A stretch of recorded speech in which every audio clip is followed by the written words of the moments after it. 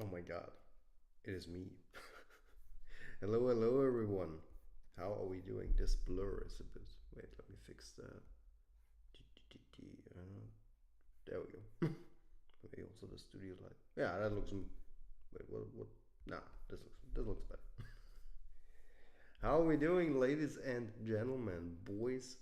My my audio is low. Really? Is it? It's been some time since I was streaming. Maybe that's the reason. How about now? How about now? Still feel it's a bit low, right? Ah, I'm an idiot. Maybe I should move the mic closer. That could be an idea. That could be a fix. So, how we doing? There we go. Hello, hello, world. It is I. How are you doing? How you all doing, guys? It's been some time, man, since we did one of these streams. It's really been some time. Let's see what the people are writing. I'm so out of practice with streaming. I'll be honest, guys. So out of practice that I need to get settled in again. There we go. Here's this. Come on, chat. Move. There we go. All right. So. What are the people saying? David, are you playing Spider-Man 2? Of course, my man. Already played like 7 hours of it. It's great. Hey, Van. Hello, hello. I'm doing really good. Thank you, thank you. Hey, even the German guy here. Hey. So yeah, guys, it's been some time since we finally did another one of these. I mean, it's really been some time since my camera's. See how much out of practice I am here. Just there we go. That looks a bit better. It's been some time since we did one of these. I'm doing really well, thank you, Tiago. It's been some time since we did one of these streams, guys. I I know you all have been waiting. It's been some time.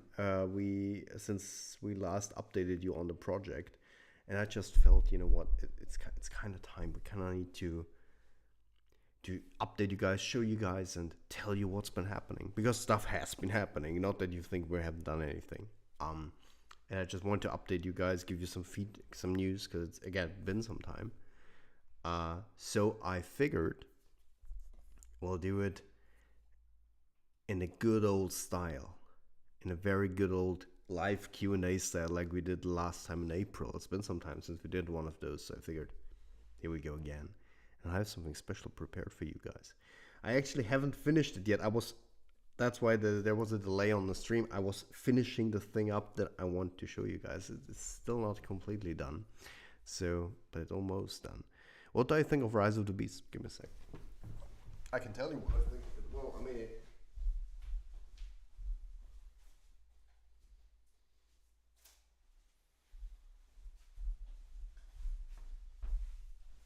in my opinion, Rise of the Beasts was it was good. It could have been better. I'll be honest, it could have been better. Might be. I think that a big part in why I didn't enjoy it as much as other people, I think, was because I'm so used through all the Bay films. I grew up with the Bay films, so I was so used to that style. So once we kind of moved to this different style with Steven Campbell Jr., I kind of was taken a bit aback by the different style. So maybe that's why I didn't 100% enjoy it. Like, I came out of it, was like, oh meh, was okay. But I really throughout, like, listening to the music and like watching some stuff from the movie again, I kind of started to appreciate it a bit more. So that's why I actually, of course, got this, man. Just recently arrived, the Rise of the Beast Blu-ray, 4K Blu-ray. I got this very nice steelbook. That's why I needed to get it. Yes, I will watch the transit scene, of course. And I'll check it out. I'll take this as an opportunity to very soon, maybe tomorrow, check out. Yeah, maybe tomorrow. We'll see. We'll see. Maybe tomorrow I'll check out the movie again and see what I think this time. Because if there's one thing I really started to appreciate about the movie that I didn't appreciate the first time, it was the score. Because I listened to the score quite a bit after I've seen the movie, and I don't know why. At first, when I listened to it in the cinema, I was like, "This is not that good." In all honesty, it's not that not good. It's not that memorable. But then when I listened to it on its own, I was like, "Damn, this is actually really good." And the more I listened to it, the more I liked it. For example, I don't know what it was. I didn't fully vibe uh, with the whole mm, with the whole humans and Autobot United scene, like the ending scene with Prime's speech. I don't know why. Didn't fully vibe with it, but when I started listening to the score individually, I was like, "Geez, this is so great!" And I really got into it. So this has actually become one of my favorite scores. I love that piece. Autobots and Humans United. Humans and Autobots United is was an awesome track by Steve. All right, but the man himself. Okay, okay. So, guys, I have quite a bit to show you today. Um, of course, there is. I don't want to. What have we been up to? Maybe how about that? Do you have to go back in Fire's basement after the same? Wait, I need to go back to Fire's basement. Why do I need to go? Normally, it's the other way around, right? I want to update you guys on stuff that happened. But before I do, there is a little something I'm finishing up for you guys right now. And I'm almost done with it. So, if you would be so nice, let's make a poll here for the people. So, if you guys want to see an epic, I think it's a cool montage, stuff you haven't seen yet of the movie, stuff, locations, behind the scenes CGI you haven't seen yet from the movie. It's quite a big thing. I think you're really gonna like it. Then I would need 5 more minutes to finish it up. We'll just go to a pause screen and I'll quickly finish that up if that's okay for you.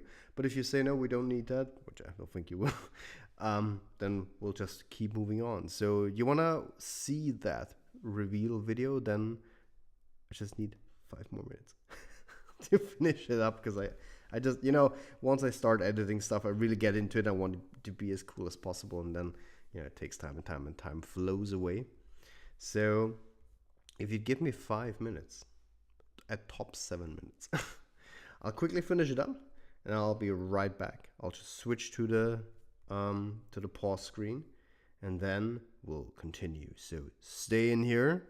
It's gonna be epic in a few minutes. Just do it. All right, I will then. Be right back. All right, be right back.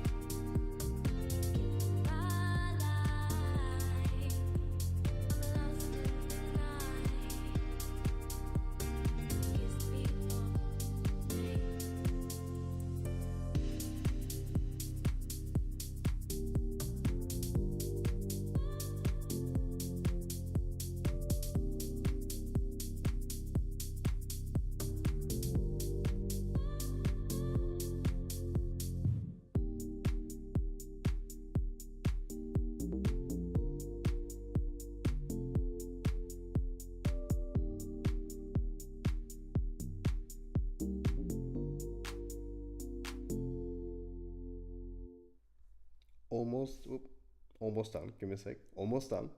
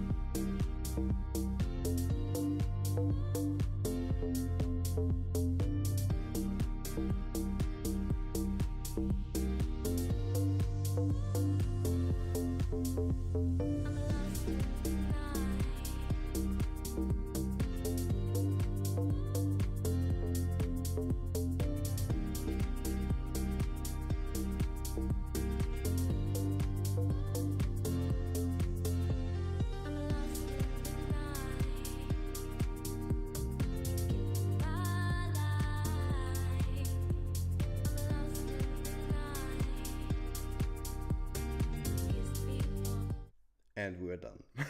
I finished it. All right, perfect. Thank you so much for being so patient, guys.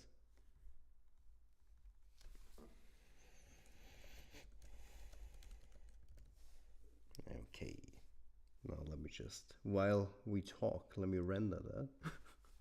I hope my PC can handle that. My lab. Let's see. Render that. Bam. All right. It's rendering. You can't see it yet, but it's rendering. Thank you so much for waiting and being patient. All right. He's back. Yes. Okay. Hey, the real hello Hasbro. Okay. Um, exactly. Studio Series Gamer Edition Angry Birds. Yeah, I really want that. Yeah. Do I have Terracon's Studio Series? Yes, I do. I have, wait, I have, um, who do I have? I have Battle Trap and I have Scourge. I think, yeah, I think I have those two. Yeah. Yep. Well, I mean, yeah, and if you get a freezer, I mean, counts as well. So yeah. When will Daniel come back? Um, Daniel will probably join in. I mean, I can't promise it, but we'll next week we'll get together again for shooting for the movie. So maybe we'll can figure out a little stream there also where he can join and be part of it again. Hey, you got Rise of the Beast Optimus. Very nice. Great figure. One of the best Suicide series they've made, in my opinion. Can you all help me with my math homework? All right. So how's everyone doing? Now I can finally talk. My mind's off the whole reveal video that I've been working for you guys on. There we go. It's already completed. Perfect. All right. So I will, Tiago. I will. All right. So how is everyone doing, guys? How are you doing? It's been quite some time since we last talked. I mean, damn. So, I wanted to give you some updates on what we've been doing, what's been happening. So essentially, of course, we have kept working behind the scenes while you, since the last Tales of Production. Where's the milk? Not here yet.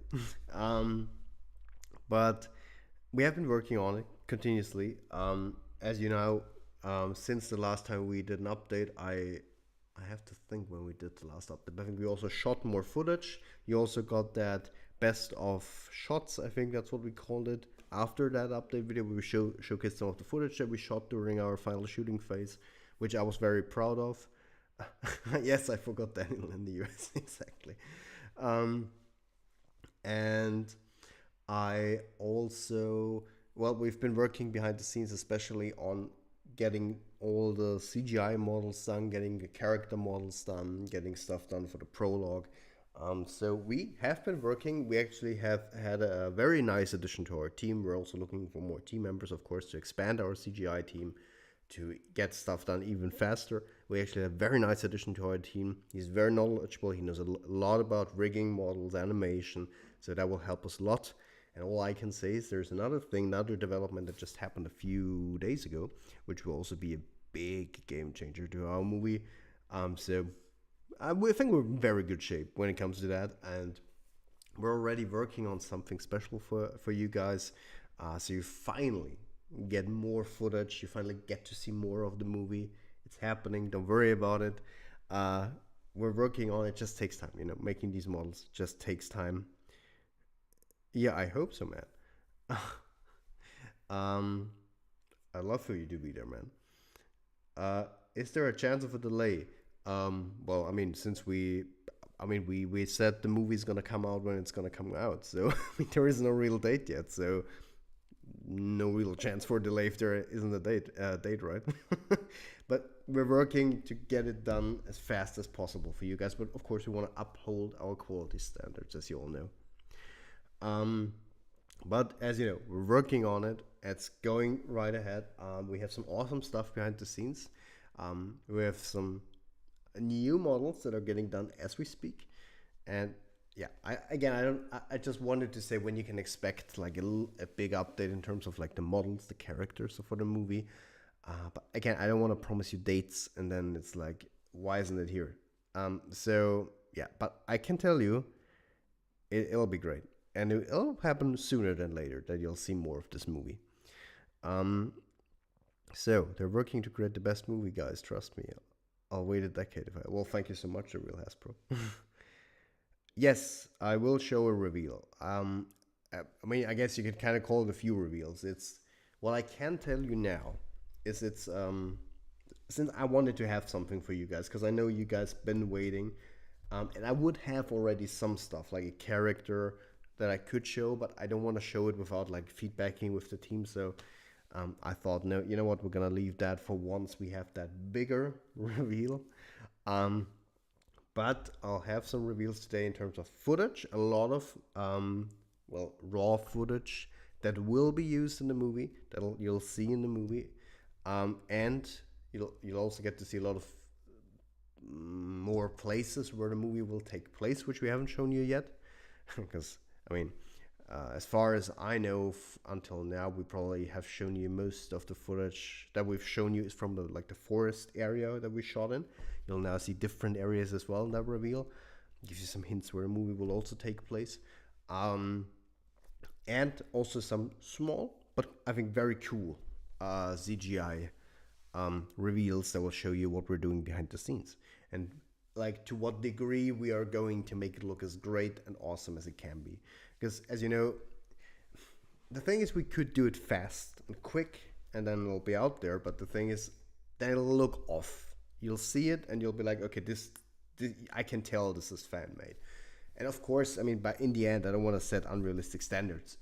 We won't get to ILM quality. I mean, that's really, I mean, it's just being realistic, of course. But we try to make it look as epic as it possibly can be. As I told you guys, we set a very high goal when we started with this project. We said we want to kind of redefine what a fan film can do. We want to show people what dedication and a love for a product, a brand, a franchise can lead to, what we can create together if we work all together.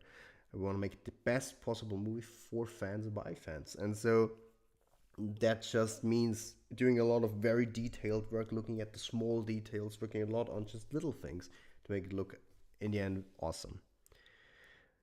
Fast and quick, bad cam tracking and plastic shaders. Exactly, and that's not what we want to do. Exactly, we don't want to have bad cam tracking. We don't want to have plastic shaders. We want to make it look as good as it possibly can be. That goes to having realistic reflections, having these special effects look nice and stuff like that. And that's just why it takes time. But finally, what I can tell you is we finally are moving to a stage where we can finally put together scenes. So that means I hope that very soon I'm not only going to show you new characters, new models, new animation, but I can also show you actual footage, like with the VFX in it, and you can finally see what we're going for. And when it comes to trailer, yeah, you kind of have to wait and see. That's the problem, you know. It's just, yeah, he's the Dorito from space, exactly. It's Starscream. All right, okay. So guys, so that's these updates. We've been working a lot on shooting the movie as now autumn has arrived. You know, leaves are getting colorful. As you know, our movie is taking place in the summertime, which means that now, since it's autumn, and that was also the plan from the start, we'll now shoot all the inside scenes that we like, you know, take place inside a house, take place inside, I don't know, like a building or a car, you know, stuff where it doesn't matter what time it is. So that's the stuff we're shooting now, or next week is better what I say. Yeah, there's a lot of very cool stuff we're doing and a lot of great developments, and I can't wait to show you more in that regard. Will Skywarp and Thundercracker be in the film? Yes, he will be. They will be. The Seekers in Crime will be in there. My cat won't stop transforming. What the hell? This is a cool cat, man. On which side are you? Super Mario Bros. Wonder or Spider-Man 2? Same release day. Will you play one of the games on stream? You know what camp I am? I'll show you what camp I am. Give me a sec. We'll just need to go over it.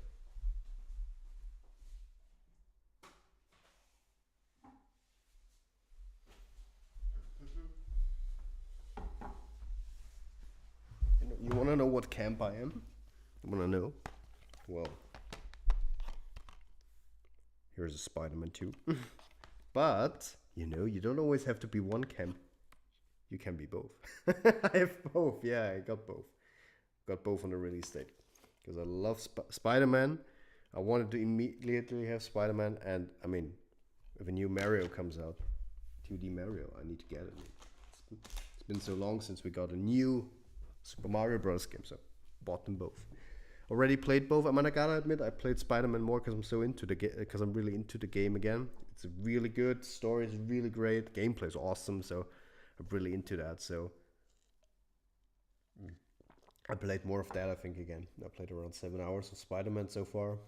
Mario, I think an hour. So probably once I'm done with Spider-Man, or like in between time, then I'll get to Mario again. Because like Spider-Man has got me gripped right now.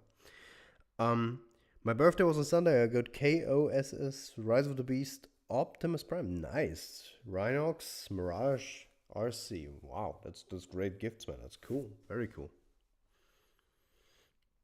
So yeah. All right. Okay. You know what, guys? How about I'll reveal? You want to reveal, guys? You want it already? Because you've been waiting for quite some time, so I'll figure I'll just show you, and then we can all talk about it. Okay, now Cyberjack says he's right back, so we might wait for him.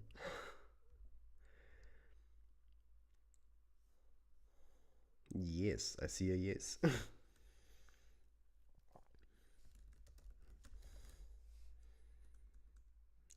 I just need to quickly find the video because I did it so quick. I don't know where I put. Ah, there it is. For a second, I didn't know where I put the video. Okay. All right. I gotta quickly prepare it.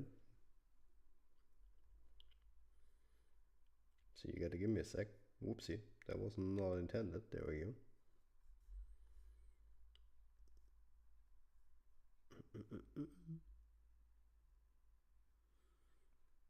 Reveal. Exactly. It's finally happening. Okay, so let me quickly get that video that I created for you guys. If I can find it.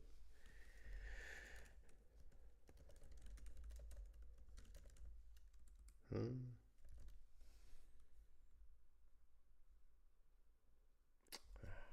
can't find it in here. Wait. Gotta quickly move this here. You can hear my laptop. It's all good. There we go. Hopefully it's working. Let's see if it works. Does it work? I don't know if it works.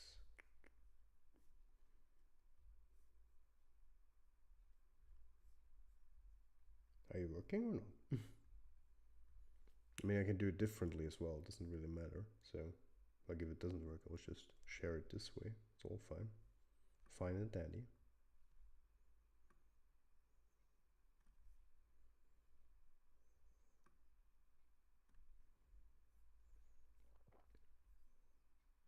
Let's see. I'll try it again if it works, and if not, then we'll do it the other way. We'll use the old ways. Okay, I think it doesn't work. I don't know why it doesn't work right now, or it doesn't matter. We'll do it differently. It's all fine. All right, so let's see what the people wrote. Hey, QB! Hello, hello. I just talked about you. Hello, guys. The awesome new team member that we have in our team, the one that I talked about, is right now in the stream. It's QB. Hello, hello. Welcome to the stream, Cube. So glad to have you, honestly. All right. You also be Cube. This is also something new for you because I think I haven't shared that footage, like most of the footage, with any one of the team actually yet. So big first for everyone. Why did choose Tarn as a villain? Did we ever say Tarn in the movie? I don't know if we did that. I don't think we did. No. So I don't know what you mean. Hello, Chaser. Chase, sorry. Hasbro has seen it already, but can't wait for everyone else to see. I'm very curious as to who it is. I still haven't seen all of them yet. Come back. I wonder if you plan to add more Seekers like Acid Storm, Nova Storm, Sunstorm, or even the Coneheads. You have to wait and see. Should I? I'm highly considering it, but I'm not sure if I'd regret it. I have no idea what you're talking about.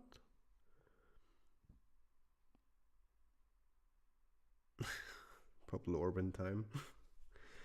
um, the best time. Um, will Thundercrack and Skyward mention Starscream Steph? You have to wait and see. I'm getting in the groove again. I was supposed to show David your work, but was sidetracked. Glad you got in QE. Yes. Who are you exactly? Sorry for any confusion. I only stay within Discord. Um. Ah, I figured ordinary. I figured it was you. I wasn't 100% sure. I'll be honest. But so you were the real Hasbro. I see. I see. um. Who would win in a fight? AoE Lockdown, Rise of the Beast Scourge, or Rise of... Well, the Fallen would die probably instantly, like he did in the movie. No, but... I mean, I guess it could be between... I mean, realistically, I think Scourge would win, probably. Even though I like Lockdown more, I guess Scourge would win.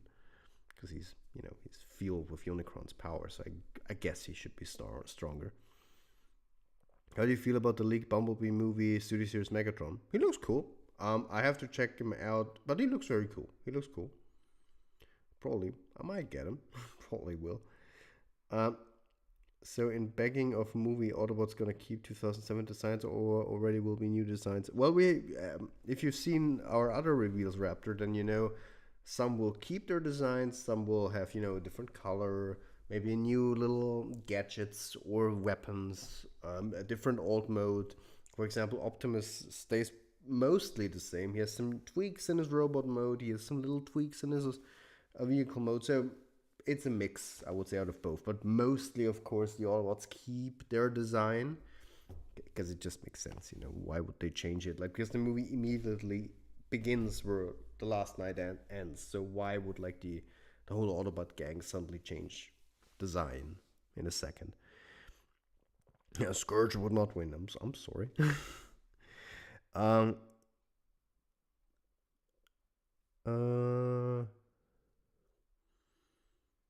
I see, Alternator. I see. No worries, man. No worries at all. Does anyone have DOTM Guzzle? Actually, never heard of that. Who's DOTM Guzzle? Does Rise of the Beast Optimus Primal's monkey face look like AoE Lockdown? I see what you mean in terms of the part design, but apart from that, not really. I guess a little bit, but not really. He in the script that was on Reddit. What? I don't know what you mean. All right, good. Will Transit be in the movie? We'll have to wait and see. No. I'll have to disappoint you there, no. Is the live action footage from the trailers part of the final footage, or will you have new actors? I guess with trailers, you mean like the Super Bowl trailer, what do we call it? Teaser trailer, I think. Yeah, teaser trailer. If you mean that, then yes, that'll be part of the movie. Of course, we shot a lot more since then. And I mean, the thing with footage, and it will be the same with the footage that I'll show you today, is it's all footage that we intend to use for the movie. But then again, while making a movie, we'll cut it together, and maybe a scene doesn't fit, and then we'll just, we'll maybe cut it out. So I can't promise you that every scene that you see will be in there, but they're all scenes that we intend to have in there for the movie. Scourge is weak. People act like he's invincible because he has Unicron's power, but I didn't really save him from Optimus, who is way weaker than Baver's Optimus, who is weaker than the Fallen. I mean, I see your logic, Quinn. I do see your logic. I do see it.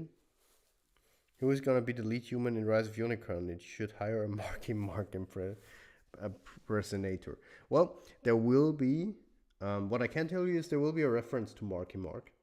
Yeah, it's out. There it is. But the lead actor will be Daniel. Will be playing. Daniel will be playing the main character, Max. That will be the main human character for the movie. Lockdown, while being the size of Prime, has speed of Scout be himself. I just think he's badass. Yeah, I fully agree, man. Fully agree. Will you address Sam and Carly's fate? You'll have to wait and see. All right. I think I'm ready to show you guys. Now, let me open it.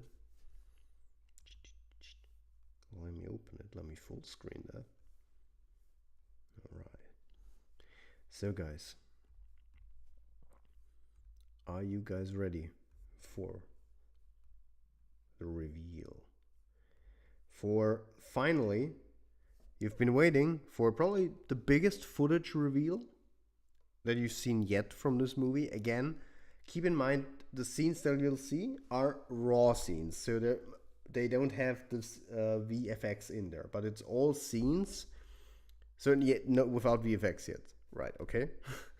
But it's all scenes that we intend to use for the movie, and it's all 100%. I just want to make that sure from the beginning. It's all shots that we intend to use for the movie, and that we will most likely use from the movie. Of course, I can't promise that maybe some scenes will be cut, but that's what we intend. And some small but very cool CGI bits in there. So, well, it's a video. I think it's a 2 minute or something video. So 2 minutes, guys, 2 minutes of footage, raw footage that we'll be using for the movie, so you kind of get an idea for the quality that we're aiming for with this movie, and also some CGI bits in there, so you see what we're doing and tinkering around. So the idea of the video is to give you more footage, give you some new ideas of locations that the movie will take place in, and it'll show you what the quality is that we're aiming at, and why it maybe it also helps explain why it's just taking why the making this movie takes a long time. Like making a movie to the quality that we want it to be, why it does take longer than maybe other movies. All right, good. So without further ado, I'll switch.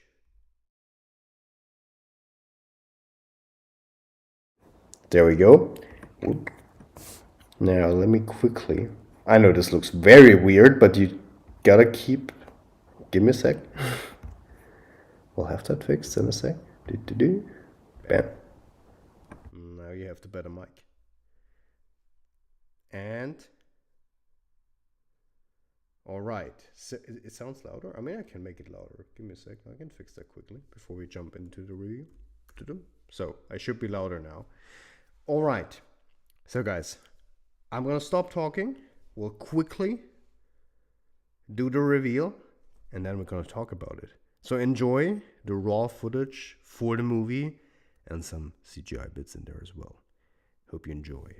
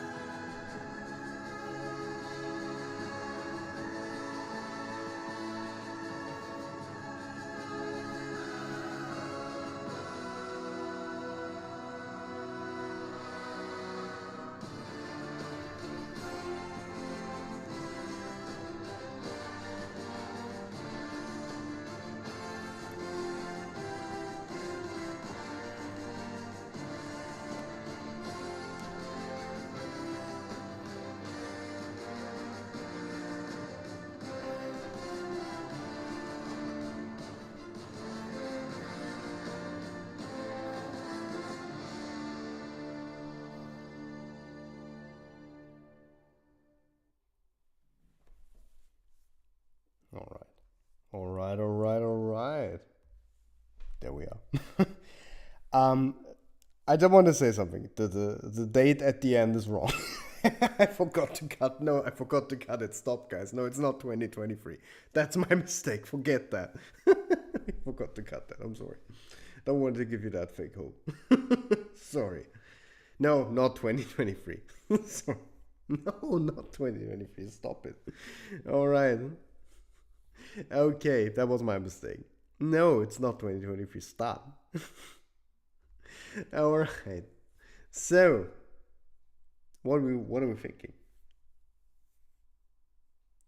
Well, thank you so much, man. Thank you. So, I mean, we can let's make 1,000 articles about it. Yeah, you could tell I put it together pretty fast, so I can show you guys. So, how about we talk a bit about it?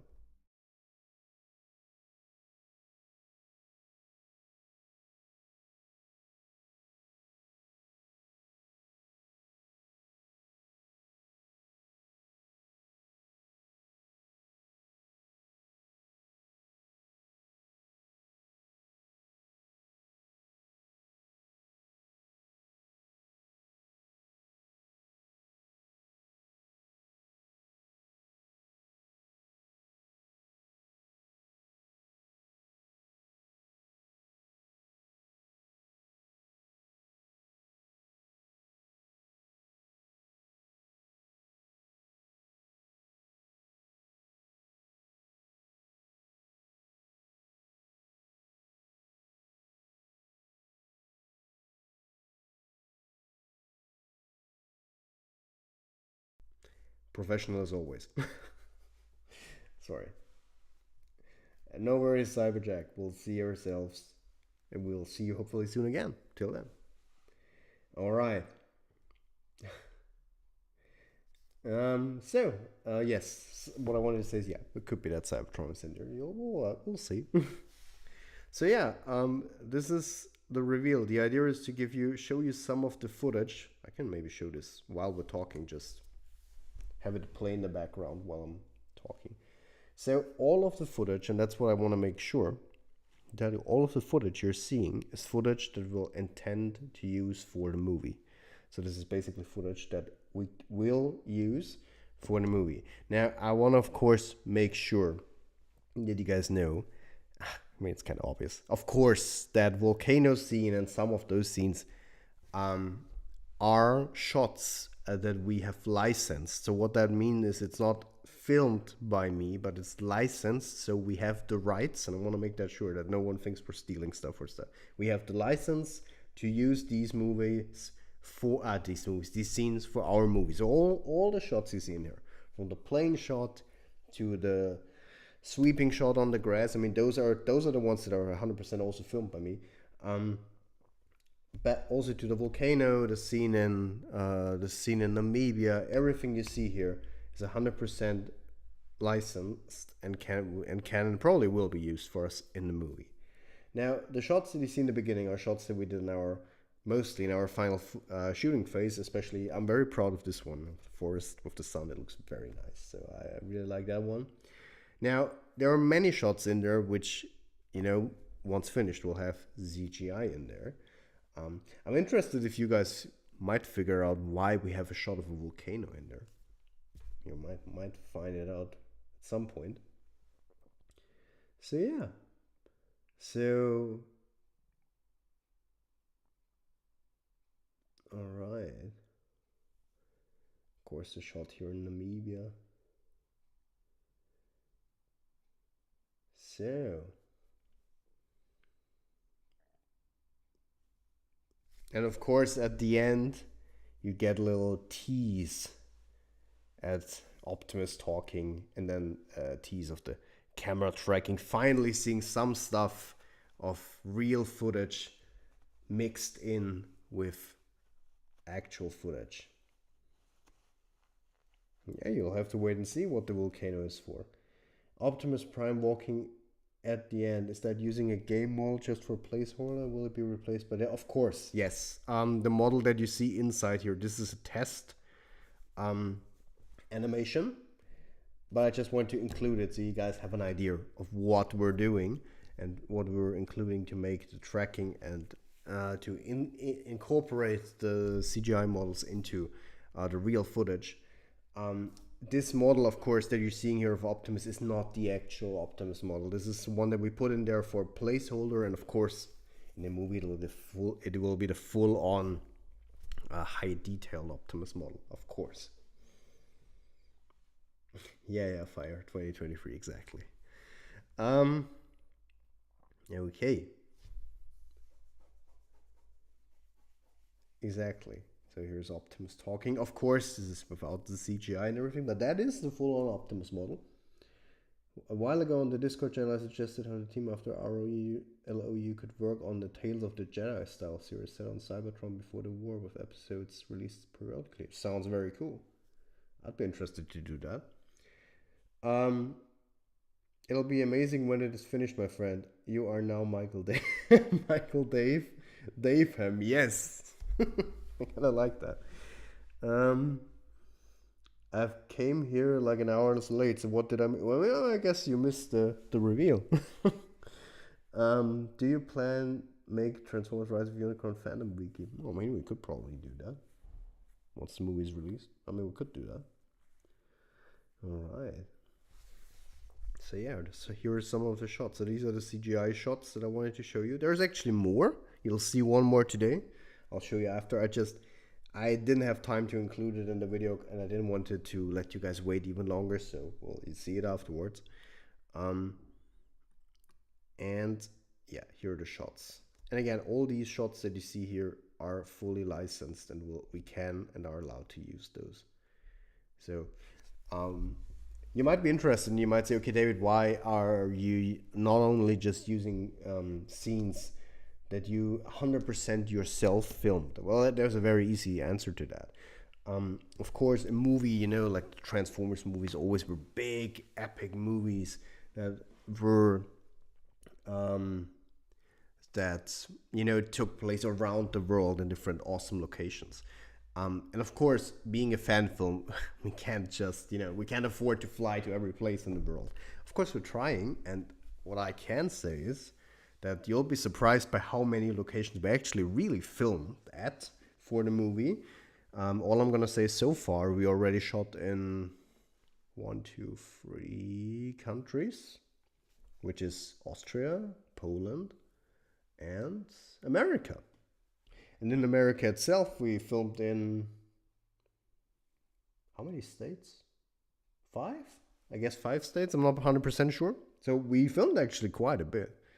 But what this footage is, I acquired a license which enables us to use so much great, amazing stock footage or scenes that other people filmed, very talented people filmed.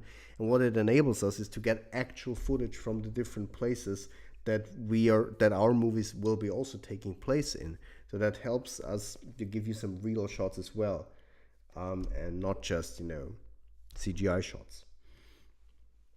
Our fan film is, legal is always the hard.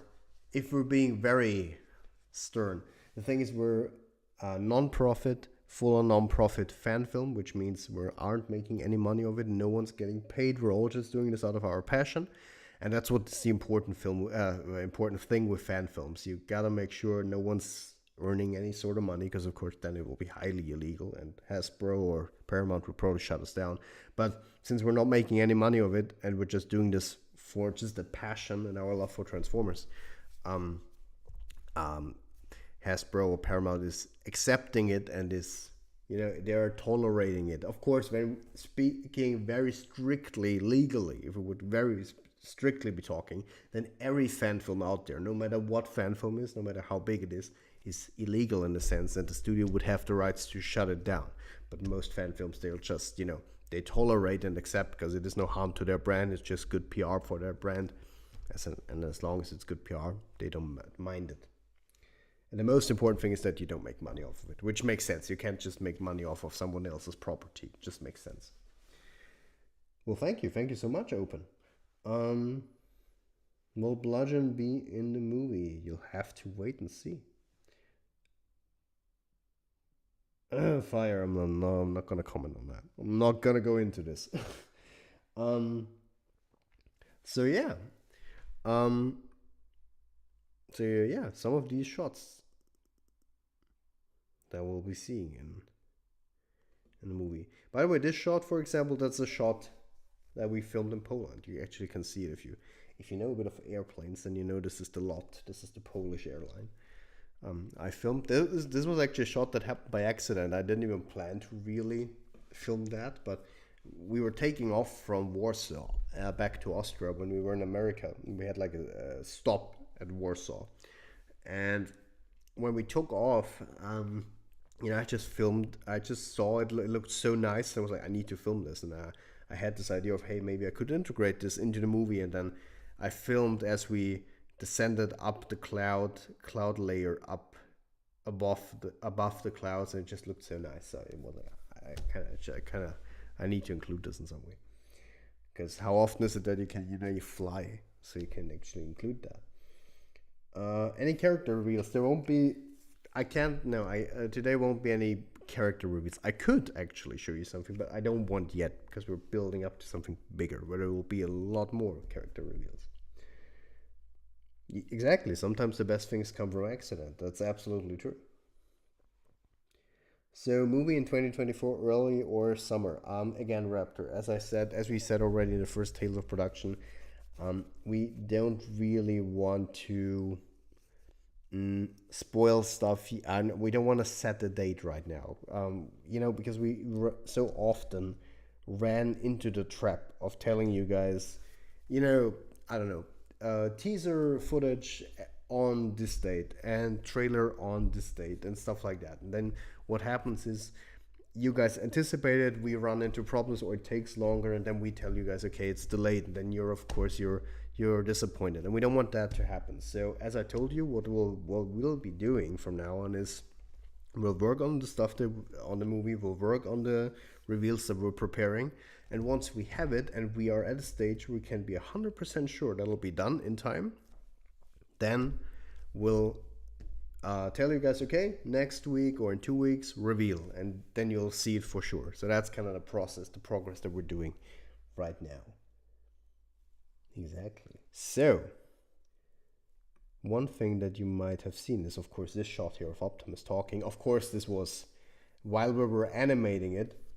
Um, you know, we our animator, which was Convoy, filmed it with his camera, so that's why it looks a bit rough. But it's just such a cool BTS scene, and I didn't want to didn't want to not show you guys this. So, could you tell us a percentage of the progress? It's very hard to give you a percentage because there's so much that goes into it. It's like how many CGI models are done, how much animation is done. It's just I couldn't even give you a percentage. No, I couldn't. But what I can tell you is we're really on track now, and we're really moving along, and we're like we had in the beginning, as you guys know, we had problem of like getting it all up and running smoothly. I mean, again, this is the first time all of us made a full-length feature film, and especially to this degree that we're doing it. So it makes sense that you learn, as you go, you learn as you go, and you learn how such a process goes and what you need to do, and and the most important thing that I learned so far is planning, planning, and planning. You need to plan so much and everything in order for it all to work out, and you can't just sit there and be like, oh, it'll work out. No, you need to plan it all. And it took us some time to get to the right pipeline, but we got to it. So finally, everything's running very smoothly. And what I can tell you is we're working on something very special behind the scenes, very, very cool once it's done. And I'll show you a lot more of the movie. Internally, we have a date when we want to release it. But of course, as I told you guys, once we get to a stage where we can be 100% sure that it'll be out there, by that time, we'll tell you. So yeah, do you have an Optimus voice actor? That's a very good question, Andre, because I just wanted to tell you something. The scene that you're seeing here actually has audio as well. I just muted the audio. Because what we did in that scene, in that clip that you see, is actually we lip synced Optimus to our voice actor, which is, of course, the amazing Stephen Lawson. Um, Funny fact: this clip that you're seeing here is actually came from the scene that we animated back then for the Super Bowl trailer. And I think for the Super Bowl trailer, you guys just saw a very small snippet, which was the he's rising rapidly part, right? And this here is the full thing that we animated back then because we actually wanted to make a way bigger scene for the Super Bowl trailer originally, but we just sadly didn't get to finish it. That's why in the Super Bowl trailer you had a very, very short scene just of Optimus, also unrendered and stuff. But yeah, it's a whole different issue. But with regards to that Optimus scene, I wanted to give you some updates because I thought of how could we show you guys like the process, like how much has been happening since the Super Bowl scene that we did. So what I figured, what would be a very cool idea is, yeah, the snippets of the plastic shaders. Um, the thing is, um, I wanted to show you some stuff with regards to Optimus. So first of all, if you're interested, I can show you this snippet here with Steven's voice acting as well. So you can actually see Optimus talk for the very first time. Of course, it's not the fully finished animation yet. Keep that in mind. Of course, this is also raw and without the shaders and everything, but it can give you an idea for what we're aiming for. And also, um, I can show you a little side by side so you get an idea of how Optimus looked back in the Super Bowl trailer and what we did since then to make him look better. Because Optimus, and I can tell that now, Optimus is 100% done.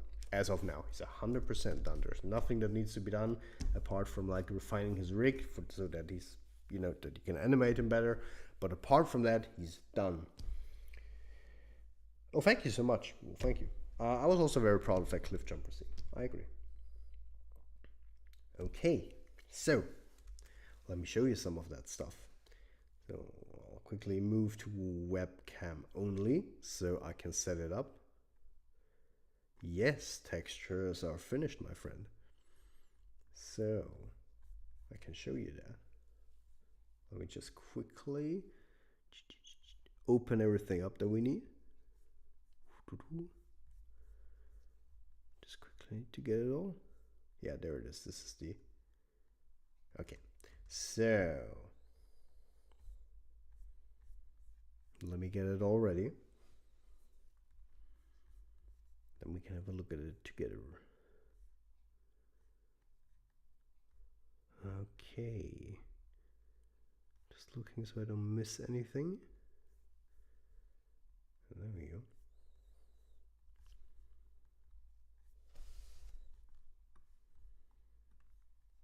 I'm preparing everything perfectly so you can see everything. Is Grimlock in it? Yes, Grimlock will be in the movie, yes. When I heard of Dino's redesign, I thought of drawing a fan designer for Soundwave that transforms into Mercedes 300 SLR. I've made a crude prototype drawing on an OC whose ultimate is... Ah, very cool. You mind if I tell viewers how many vertices Optimus Prime was made out of last time I opened his model? Absolutely, man. Also, talking about that, another problem that we really encountered, some behind the scenes knowledge for you guys. Some of the problems that we also encountered during our production was, surprise, the Bayformer models are very detailed and very big. So running them on your PC to that detail that we want them to be really slows down your PC if you don't have a massive rig like ILM.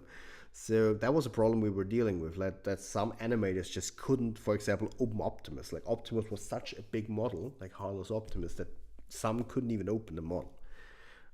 So actually, one of our new members here, Cube, actually knows how to downscale these models. So what that means is, we keep the same quality, but he does some compressing and compresses and reduces the amount of vertices. So it's way easier to handle for the PC, but you still get the same awesome quality. So that's amazing. That refinement is especially exactly what we need and will help us increase our production speed and optimize it even more. So that's awesome as well. Thank you for mentioning that. That gave me that idea. They always are happy to work on little YouTube projects. Yeah, actually, yeah, you're also optimizing cliff jumper. That is true. Exactly. You're also doing that. So that is perfect. Like that whole optimization, getting the models to run as good as they can, so they can run on almost every PC of our modeling team. That is exactly what we need. So that's amazing. All right. Any funny story that happened behind the scenes? There are quite a few funny stories. I mean, there's one which I can tell you afterwards, which really fits the whole Super Bowl teaser before we changed our mantra of like, telling you guys when a reveal is happening only once we're 100% there. Back then, what we did is like we said, in 3 weeks there will be a Super Bowl teaser, and then we worked towards that and really got stressed because all got so cramped.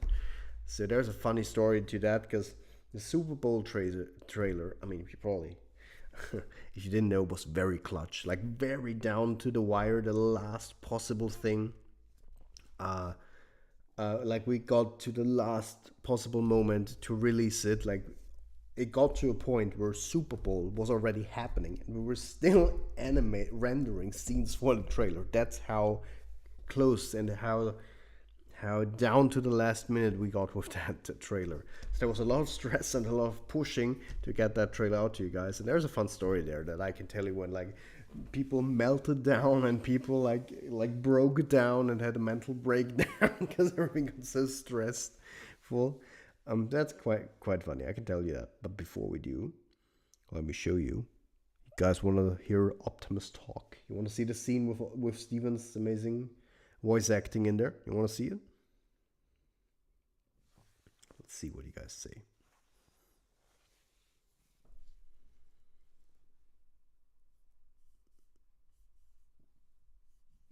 Let's wait for the responses. Yes. Yes. All right. Then let's see it. All right. What I'll do is I'll switch again to the display. Sure. And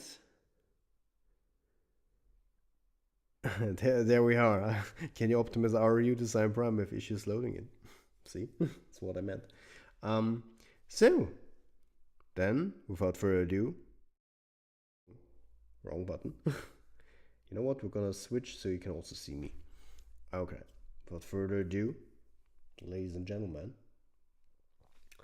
I give you a little behind the scenes look of lip syncing our characters to the performance of their voice actors. Stephen Lawson as Optimus Prime. Little sneak peek. I wish that were true. But not only is he alive, he is rising rapidly.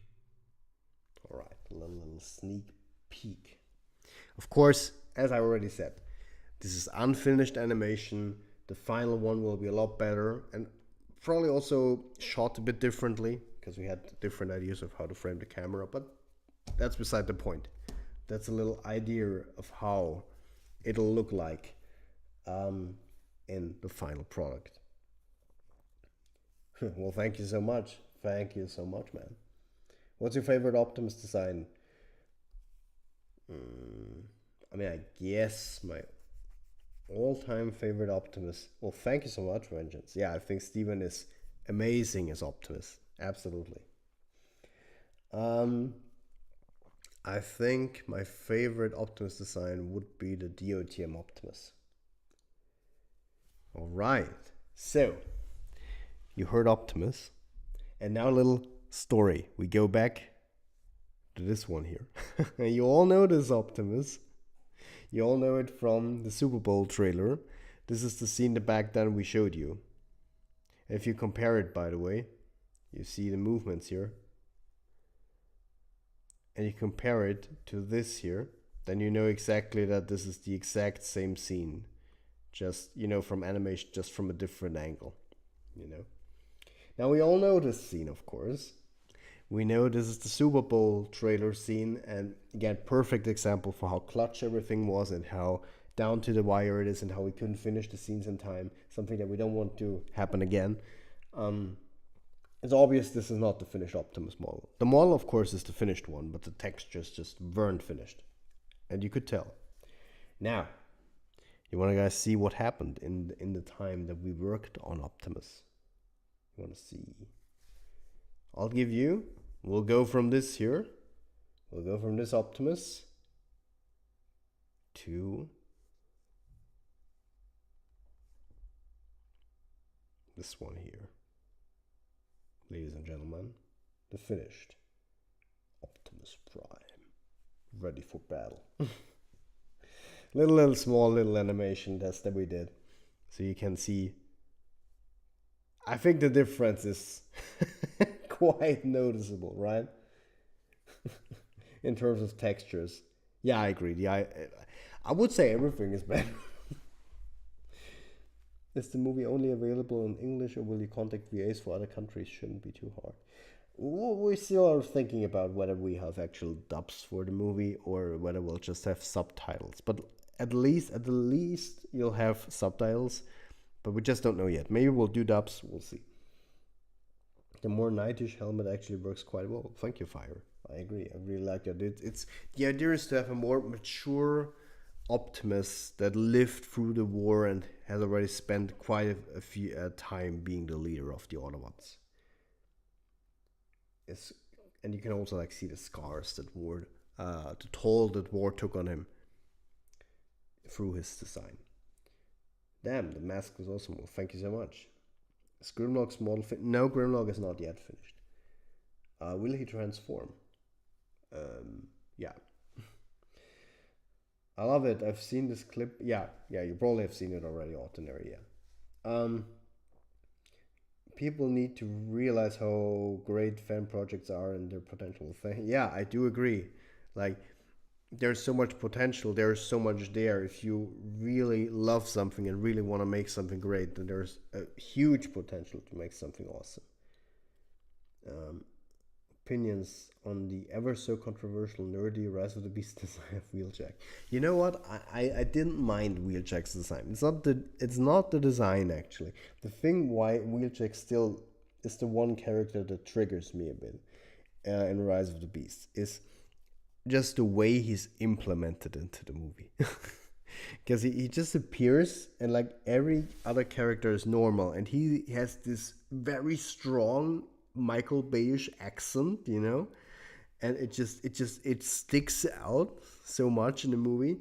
And then his scene is just like he just talks for a bit and that's it, and that's all he does. And I'm like, all right, I guess. So I don't know. I think there was a bit of well, what's the word I want to say? Wasted potential. I think that's the right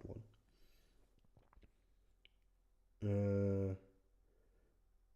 I sent you a video on Discord of Cliff's arm rig if you're interested in padding out the reels a bit more. Last time I mentioned it, I think you missed what I said earlier. Ah, I see, Q. Yeah, I'll check that in a sec. So maybe we have a second reveal actually of Cliff being perfectly rigged. The whole time I was in the cinema, I was hoping Wheeljack would die. And my mom just told me to shut up. That's funny. Ours is a perfect adaptation, and then you have Wheeljack. Even DOTM's version is better. I do agree, DOTM Wheeljack is better, yeah. I don't even mind the weird design, to be honest, because I don't know. I mean, Michael Bay always went there with the designs. Like, he never cared. Like, if people are like, oh, you know, I don't know, Bumblebee needs to be a Beetle, and then he went there and he's like, I don't care. I like a Camaro. He'll be a Camaro. That's actually what he said. So, and yeah, sure, you could criticize that and be like, yeah, but he should, you know, stick to the source material. And I do agree to some degree you should stick to it. And yeah, Bay didn't really always. But for example, when it comes to Wheeljack, like, I don't see why people always get so up in arms when a design changes. You know, why not? If it might work, you know, it should not always be the same. Why not make it a bit different? I mean, I found the Albert Einstein gag kind of funny, so I didn't really mind it. All right, Quinn. See you hopefully soon again. Till later. Bye. What would you like the next movie to be? Do you mean like official movies? What would I like? Next movie to be? I'd like if they introduce Megatron in the next one. It would be cool if they included the Predacons. I mean, that's kind of given since the Maximals are in there. So it would make sense for the Predacons to appear in the next one. That would be cool. So maybe that, like in well, but then again, I think maybe it would be weird to have the normal Megatron and then the Predacon Megatron. So maybe just the Beast Wars Megatron. Maybe that's better. Something like that. At least something like that. I would really like. I think what I would do is with the sequel to Rise of the Beast, like I would not mention, or at least just briefly mention Unicron, if at all. I think we should go away a bit from Unicron for now. Maybe he comes back like as the big baddie. He returns for with revenge in the last one or in the third one. Um, but I think this one should be more focused on like I mean the Predacons and the Maximals and everything. And as it seems, we'll also get GI Joe. Hopefully they keep that to minimum, but still, yeah. So yeah, that's kind of what I'm hoping. As less GI Joe as possible and as much Predacons as possible. Is Unicron lots of models to your server down crash? Well, Unicron's model is already, we're already, well, we'll try to optimize the model as much as possible to get the best possible quality without, you know, our computers breaking down. Uh, but in the same movie, you had Sentinel had looked exactly like Alpha Trion. I really think they just changed the name last minute. That could be. I mean, I know that rumor, and I could see that happening. I mean, that also happened with Dino, right? I think they first had him at Mirage and then changed it to Dino because I think Michael Bay said, well, it's a Ferrari and Dino sounds more Italian, so yeah. Um, you have motivated me to finish my fan design. I don't think it will ever become much, but maybe it will become a 3D render when I learn how to do it. Well, very cool. Well, that's awesome to hear, Renee. It's near 7 a.m. Been watching a stream and playing Batman Arkham Knight. Well, that's perfect. No sleep. That is the perfect combination. Rise of Unicorn stream and Batman Arkham Knight. It's awesome. Actually, funny story. Just today, or yesterday, I'm not sure. Yeah, yesterday. PlayStation now has a new feature. You can look up how long you play the game. And I looked up what my top most played games are out of interest. And my number one game is, I think it's Dark Souls 3. I played that for like I was crazy. I played it for 174 hours. I know, because it makes sense, because I played through it quite a few times. Um, then I don't know. I think it was Rocket League, and then came Batman Arkham Knight actually, and I played Batman Arkham Knight. I think 118 hours. So I do agree, it's an amazing game. Um, I honestly think they should just go full into Transformers One series. Ah, I see. Okay, yeah, I'm also interested for Transformers One. I do agree. I mean, you probably all saw that. I mean, we don't know if the leak is real, but the design leak. Apparently, they showed something at like a convention, I think. Um, and if the leaks are to be believed, then they look very animated. And yeah, I do. While I would have, of course, wished for the designs to be more Bavers. I mean, that's what we're getting, and but then again, what I'm always trying to tell myself is, hey, it's something different. Don't just not like it because it's different. Give it a try. And I mean, Transformers Prime became my favorite Transformers series ever, and that has fully animated designs. So who's to say this will not also be great? If the storytelling is amazing, then great. And I'm really excited for the story, because the Transformers 1 is actually talking about something that I always wanted to see. I always wanted a Cybertron movie with the prequel, the before the war story. So we're getting that. So I'm excited for that. Mm, at least even if Unicron dies, we can still get Galvatron. They can go the Transformers Prime route. Yeah, true. I find Rise of the Beast RC to be pretty attractive. All right. Moving right along.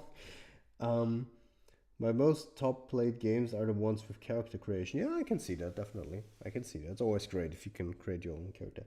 My most played would definitely be Arkham Knight. 600 plus hours. Damn. Well, that's crazy. That's crazy. I think never played a game that long. I mean, for me, it's always like if I really like a game, it shows. Because if a game doesn't catch me, then I don't play it a lot. And it doesn't always often happen that I really get sucked into a game. The last time that really happened was with Dark Souls 3, with Bloodborne, with Marvel Spider-Man, and it seems like Marvel Spider-Man 2 is gonna be the same, because I'm already really like sucked into everything. My most played is Devastation. Yeah, I definitely need to check out Devastation again. I definitely have not played that a lot actually. I don't know, for some reason I did not like it that much at first when I played it. Don't know. Definitely gotta give it a try again because everyone's telling me it's such a great game, and I don't know. I haven't played that much. My most played game ever was The Witcher 3. Oh, I can definitely see that. Played it 3 times after that. Cyberpunk with 360 hours. Damn. I really like Cyberpunk, man. Educated guess considering I've played Halo my entire life. I can see. Daniel would agree because I think Daniel is a big Halo guy. Um, what did you think of the G.I. Joe post? You want to know what I feel about the G.I. Joe post credit scene? Daniel can prove this because Daniel was watching Rise of the Beast with me in cinema. I was sitting there with Daniel and another friend of mine, and we were sitting there watching the movie. And then the scene came at the end, and Noah was there, and then they started to like open up to this like a secret organization, and I kind of got excited because I was like, oh, could it be like a Sector 7 like reveal? And I was like kind of getting amped up, and then he shows the GI Joe card, and Daniel can prove this. I just sank into my seat and went like this. No.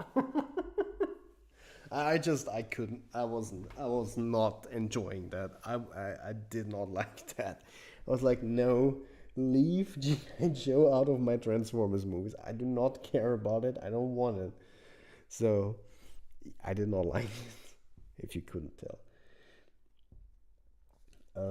I've replayed Arkham Knight story literally 100 times. I just I fully agree. The graphics are insane. They're really amazing.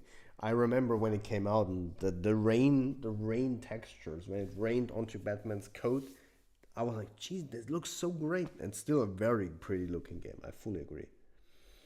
Um, Halo alone, a newer game, has 300 hours. Damn.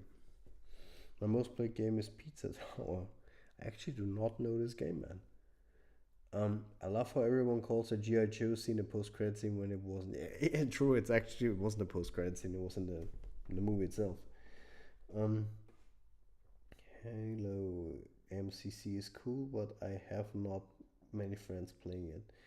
Yeah, I can't talk a lot about Halo because I have literally, I think the only Halo game I played a bit more with friends was Halo Reach, and the others I didn't really play that much. I never had an Xbox, so that was the problem. So I never really got the chance to play them. I was always the PlayStation guy. Um, I have 10 days in Fallout 4. Damn. I mean, I know that Daniel also has a lot of hours on Fallout 4. I know he loves that game. Um, the Batmobile came out after a decade of people asking, and 80% of players complained because it was overused. I mean, I get partly why they didn't like it. I mean, I also like the Batmobile. There we go. Um, Mostly how it was integrated in Arkham Knight. The only thing that I also didn't like was like the forced missions with it. I didn't like that. Like the Riddler games and stuff. I didn't particularly like those. On Steam, I have 14 games with over 100 hours. Damn. I won't say so too much, but did you say anything on YouTube about the changes to certain ROU cast members? I think we talked about a few. Yes, I think I don't know if we mentioned all of them yet, but whoa, I just thought I tipped my glass over. um, but I don't know if we mentioned all of them yet, but we definitely talked about some. I do know we have announced the new voice actor for Bumblebee. I'm thinking who else we did. I think we announced Quintessa's voice actor. Oh, actress. I think. I think we did that. So yeah, we did. Batmobile. Um, Arkham Knight's graphics are too good for the time. It stands up even today. Yeah, I do agree. Better than most games, all while taking. I can't talk anymore. Taking into account that it's made in really that's Unreal Engine 3. Wow, that's crazy. What do you think of Grimlock being smart in Cyberverse and Earthspark? I don't mind Grimlock being smart. I actually think I like Grimlock with more depth in it. And what I can say is when you see Rise of Unicron, I think we have a very cool and interesting or intriguing approach in how we will handle Grimlock in Rise of Unicron. So I think you will like that. Who voices Alita 1? You have to wait and see. Blocks. I don't get how people can have over 50 hours in Fallout. The world is empty. The quests are meh. The character development is not there. I can't really say much about Fallout because I have not played that much of it. I do want to play through Fallout with Daniel because Daniel is such a huge fan of Fallout 4. And I can say what I played of the game, it was very nice. So I mean, I do see it. Like I do see it if you sink into a game. I had the same happen with Spider-Man too. Actually, just now, if you really sink into the story of a game, then hours can go by and you don't realize it. Like I on the release day, I played 5 hours just this or 4 hours. I think it was 4 hours. 4 hours of the game in one go, and I didn't notice at all. It felt like a second to me. So, yeah, I can see how people can spend so much time in a game. Will you explain how Lockdown captured Dinobots? You'll have to wait and see, Ginger Man. What do you think of the SS Primal? Amazing. Awesome figure. Haven't gotten it yet, because I kind of want to, lay a bit low with purchases, so I held back. I was so strong to not buy it. He's not much bigger than the mainline version. Can't even do the on all four pose well. He's just unnecessarily over-engineered. Okay, so you don't like the figure. That's interesting, Chevy. I didn't have a lot of people yet who didn't like the figure. That's interesting. Well, I mean, I can see your point because I think he's not very that movable in like ape mode. But I mean, look-wise, I mean, I really like the figure. I'll be honest. I really do like it. Blocks Oblivion and Skyrim are great, and the recent Bethesda release Starfield is amazing. Is Starfield great? Because I actually thought that game looks really great. So I might want to get it. If it's really good, if you tell me it's really good, because I trust you, Blocks, then I might get it after I'm done with Spider-Man and Mario. Even zooming in Batman's texture, you can see a single pixel. You can't see a single pixel, I guess. How does this game run with FPS without FPS drops? I have no idea. I heard Well, the answer is great optimization. I heard Starfield's worlds are basically completely empty except for like 5. Again, I actually have not heard a single thing about Starfield. Actually, interesting because I was interested into the game, but I don't know. I kind of forgot about it. I'll be honest. So actually, I haven't heard a single thing about it. Does anyone here have Studio Series Nightbird? No, actually not. No, I don't have it yet. And I don't know, because like from the I've seen recent pictures of people owning her now, and she looks in those pictures actually quite a bit better. Because I don't know her stock footage pictures. I don't know. She looks not that good, so I didn't really like her. So I don't know if I'm still thinking about it if I'll pick her up. I don't like being the negative person, but I was super excited for him. I'm glad a lot of people like him, though. Yeah, no, I mean, it's fine if you don't like it. That's all good. All fine and good. Alright, so let me quickly switch. Whoop, whoop, whoop. Let me quickly switch back because as I remembered, Cube said he sent me something for you guys if he wanted to share it. So I'll quickly check that out. Ooh. Ooh, ooh, ooh. That's a spicy video. I'm just checking out what he sent me if you're wondering. Oh, looks very wow. Okay, that's crazy. Let me see the second video he sent too. That's amazing, man. I don't know if you're still here, Q, but that's incredible. Like that amount of detail. Damn. That's crazy.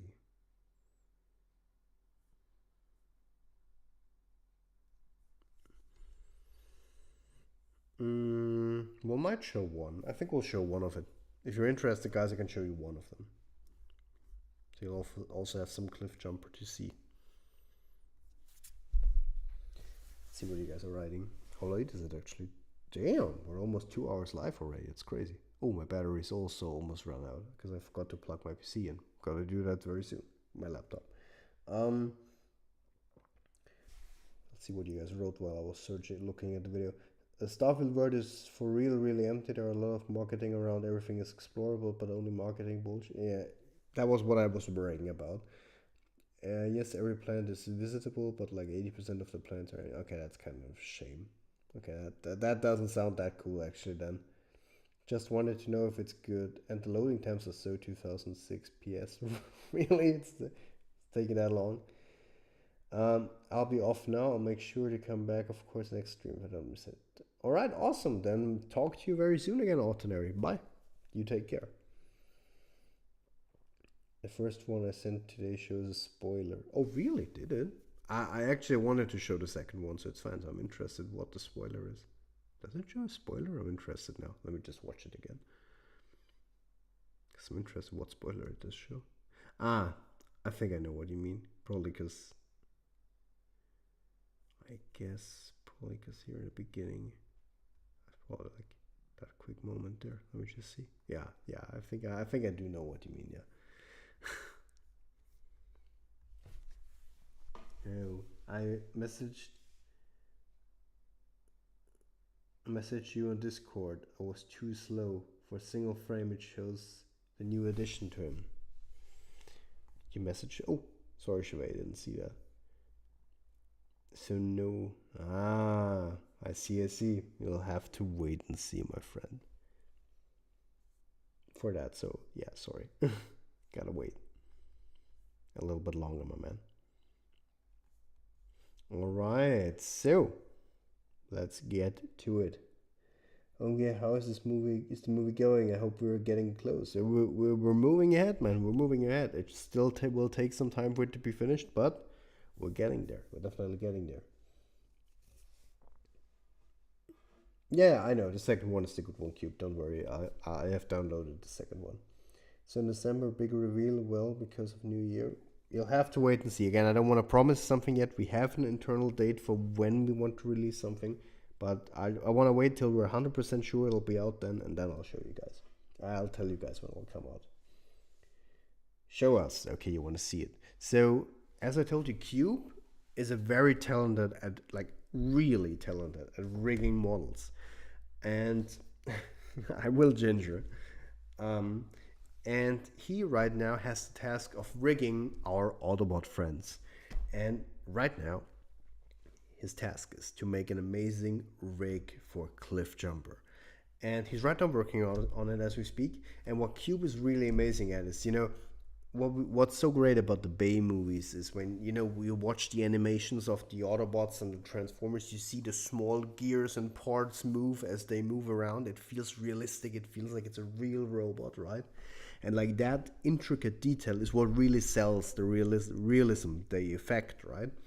And Cube really knows how to animate models to get that amazing effect. So I'll show to you now.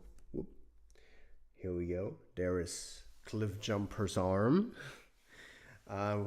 And you'll see him now move the arm and watch all the parts, the individual parts here in the hand move. And you'll be amazed. You'll see all these small parts move. The spring moves like a spring would, so they don't just move, but they move realistically. The parts move like they would if the arm moves in real. You see the spring compresses the little, here you can see it again. I just want to show you that again because I love that. It's amazing. The spring moves like it should. You see this here moves like it should. It's amazing. And that's that detail when you watch it that makes it sell that it's real. So that's what we're doing right now, improving the rig. And what's great about that is not only does it look more realistic. No gold, you won't see him fully because there's something that will reveal later down the line about him. So we won't see him fully yet. But you will very soon. Don't worry. I see him in his full glory. But what's great about it, not only does it look great, but it's also easier for our animators. Because the thing is, instead of having to move every part individually, now they just move the hand and everything moves by itself and they don't need to worry about that. So it not only looks better, but it's also easier for our animators. So it's a win-win for everyone. Did I just hear myself? That was weird. For a second I heard myself. That was interesting. Okay, there we go. All right. The chest rig isn't done, but when his arm moves up and down, little details on the chest will move. That's amazing, man. That's amazing. You're going above and beyond there, so that's amazing. I can't wait to see more of that, man. And you don't know, but having a good rig is also something I learned throughout this production. Having the models rigged very nicely goes such a long way in making an awesome looking animation and also helping your animators because they're so poor souls. Imagine, like I always feel so bad when they take so much time to animate something, like you don't even realize, but like having to animate one detailed transformation takes hours to finish. And then imagine me, I'll watch it, they show me proudly the animation, and then I'm like, could you change this and that and here? And they need to do it, and I'm feeling bad because they need to go and do it all over again. So yeah, there's a lot that goes into that, and if there's a possibility of helping animators ease their work, that's the way to do it. Oh, thank you so much, Ginger. So Legacy of Worlds is gonna be sequel to Rise of Unicron. Exactly, you got it. David, as a 2D animator, you just triggered me. As See Fire, you do know the pain. I don't mind how his hand was detached. I did that so I could move the arm and make it easy for the video. Yeah, of course. Because Cliff's rig, obviously, as I told you, he's working on it right now, so of course that isn't finished, so that's why you didn't see the whole model. And also because we're hiding something for the reveal. Let's see what else writing.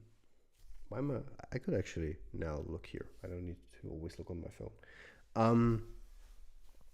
Complex rig, cool, but will not just use mocap. Well, the thing with mocap is it's always, of course, mocap would be very cool, but the thing is, you also need the tech to do mocap. It's not just just do mocap, because the thing is, it's not that easy. You need all the equipment to do mocap, and that costs something. And we actually explored that direction, but we thought it's just budget-wise, it's just way more feasible to do it without mocap. And maybe, I don't know, maybe down the line, but yeah. And also, of course, for certain things, like in order to really sell the realistic feeling of big hunking robots moving along, you can't really sell that with mocap. And that feeling of massiveness, of steel moving, and of course transformation scenes you can't do in mocap.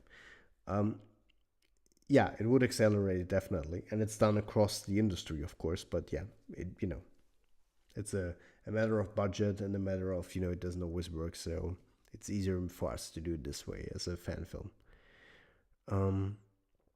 Just reveal everything. Fire said he needs content. No, not yet, Fire. It's happening. Don't worry about it, but not yet. Can you kill off Day Trader? He's useless. You have to wait and see.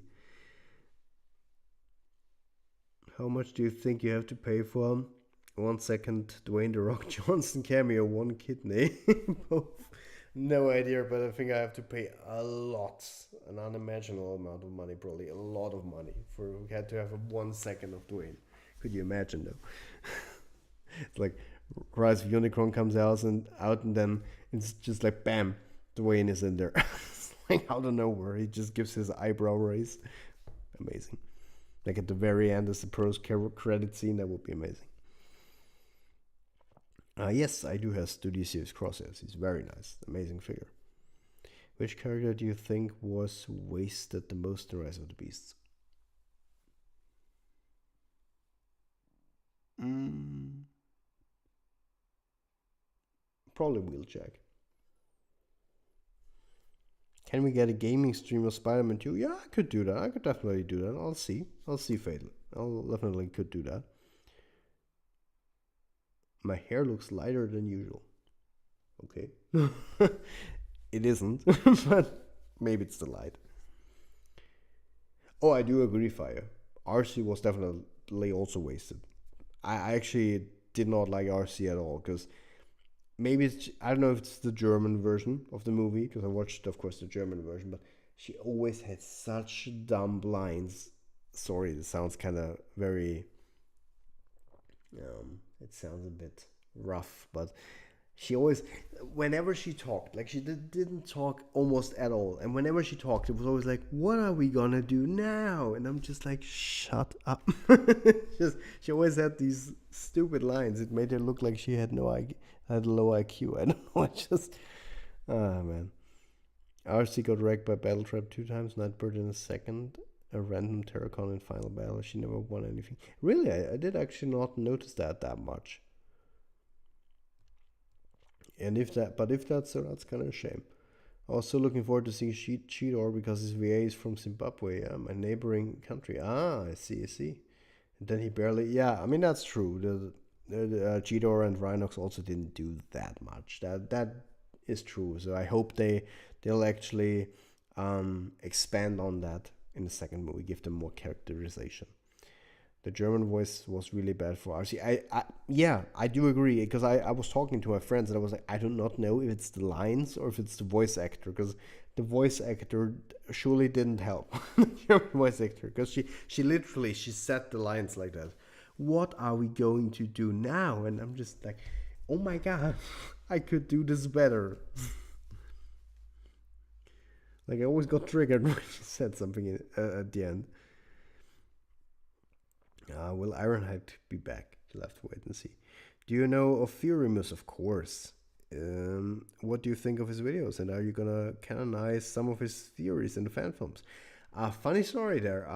He gave us a lot of ideas. His videos, some of his videos gave us some real ideas of what we could do for the movie and how to connect the different movies. That's true, definitely.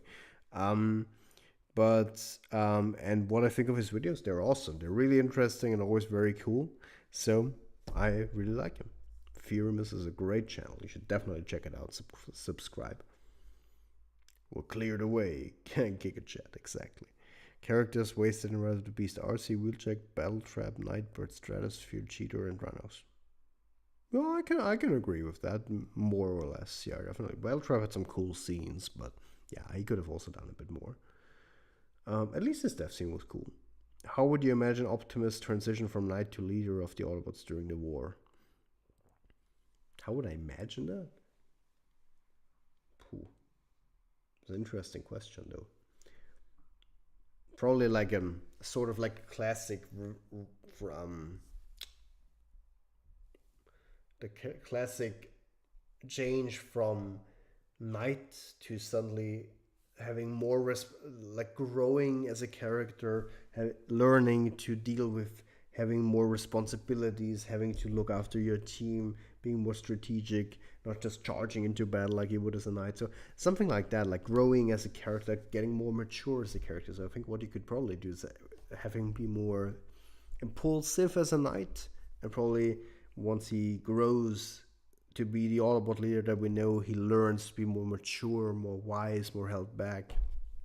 Maybe that's something you could do. That would be my first ideas. I need to get my charging cable because otherwise my laptop's empty. Give me a sec. Quickly get it. It's over there. I'll be back in a second.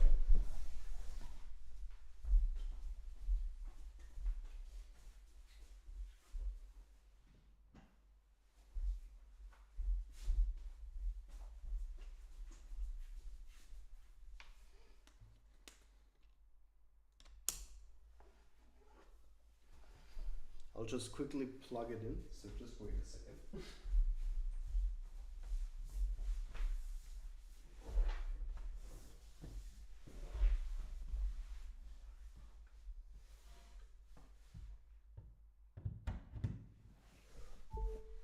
There we go. And I'm back. All right, Cube. See you soon. See you later, man. All right. I also gotta get going very soon. Damn, we already streamed for almost 2 hours again. Transit was bloody phenomenal. His fight scene was very cool. It's kind of sad that they cut it out. My OC is based on Rise of the Beast Wheeljack. He's a combination of a scientist and a soldier, like a demon, I guess.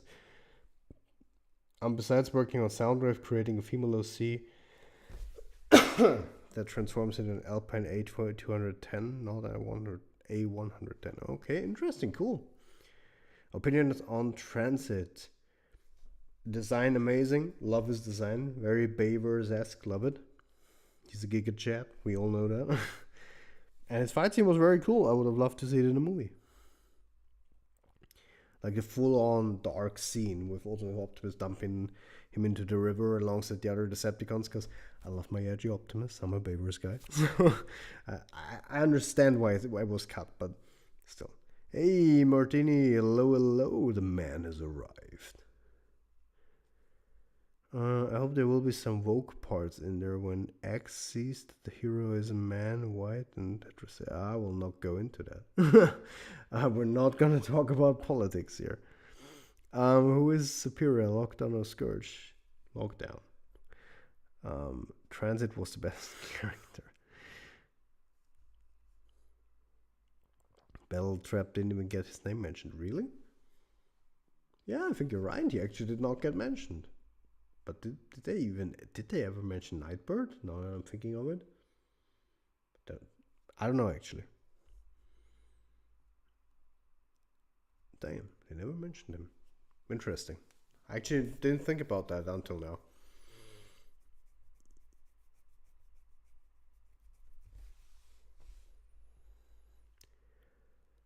I don't know how much of the stream is left, but if you're up, David, I'd love to join.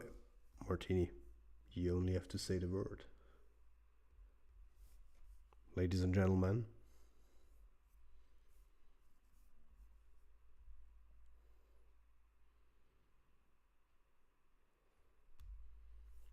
Ladies and gentlemen, the man, the myth, the legend, Martini. Don't know if he can talk yet, but we'll see. He'll join as soon as he's ready, I think.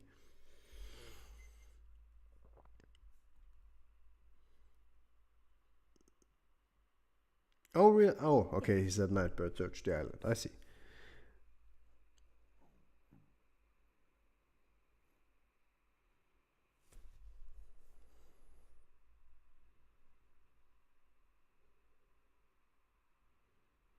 No, that's an interesting backstory. I like it because it plays in Germany. Germany is a great country, so I do like that. I don't understand people's logic. Scourge lost to a weaker Optimus. Lockdown beat a stronger Optimus, so they say Scourge beats Lockdown. I think it depends on how you see it. If you take his interpretation for Rise of the Beast, then I do agree that Lockdown would win. But if you just take it as like he's a minion of Unicron and has the power of Unicron, then it should be Scourge.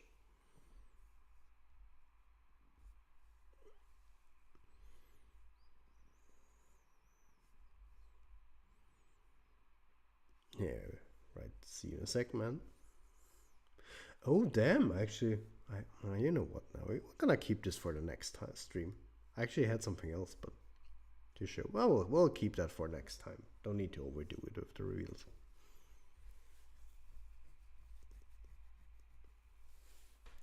I agree with Fire. Copyright is a real issue with making videos of Rise of the Beast. Let's see. I didn't see Fire's comment before. I did a video on Battle Trap's wasted potential. It got copyrighted 15 times. Jesus, man. They're trying to silence. They're trying to silence the truth. Exactly. 15 times. That's rough. But for what? For like showing the movie, I guess, because they're well, nothing else would make sense. Ah, I see, I see. Because I didn't, I don't know when you released it, but I definitely did not catch that video because I didn't see it come up on my timeline. But it's interesting because normally they should not copyright you for that because if you just if you just show footage, you're not allowed to show the audio. That's true. But if you just show, I mean, I don't even know. I think because there is like a rule if you make transformative content, which means like you make a, I don't know, you make a review or you make an essay or something, or you talk about a subject or part of the movie and you analyze it and then you show just content, then that should be in terms of copyright okay, because I know YouTube has a clause for that. So that's weird that they would copyright. I know that some companies still, even though that clause exists, they try it. Um, but yeah, normally they shouldn't do that. I tried for like 3 months to make a video of the final battle charge with the Portals music from Avengers Endgame. I was so proud of it, and I couldn't upload it. I mean, that sounds awesome. Sounds very cool. Um, but with that, I can see why it's copyrighted because you have copyrighted music and you have, of course, the footage. Because I think the way that I understood it, what I read, transformative content is when you talk about something, you analyze it, you make it your own, right? And just changing the music and just uploading the whole clip doesn't, I think, in terms of copyright, count as transformative content. So that's why I think that's why probably you cannot upload that. But it's weird that Fire's video would get copyrighted so hardly. Maybe because it's a new movie as well, so Paramount's really looking at it. Like if people are uploading stuff. The music was somehow fine, but the footage of Battleship running was specifically the issue. Oh, interesting. Okay, so then yeah, then Paramount really has some people who are looking for people to that are uploading footage. It's interesting though that the music didn't get copyrighted because normally on YouTube, as soon as you have a copyrighted song, bam, it gets copyrighted in a few minutes. Don't know if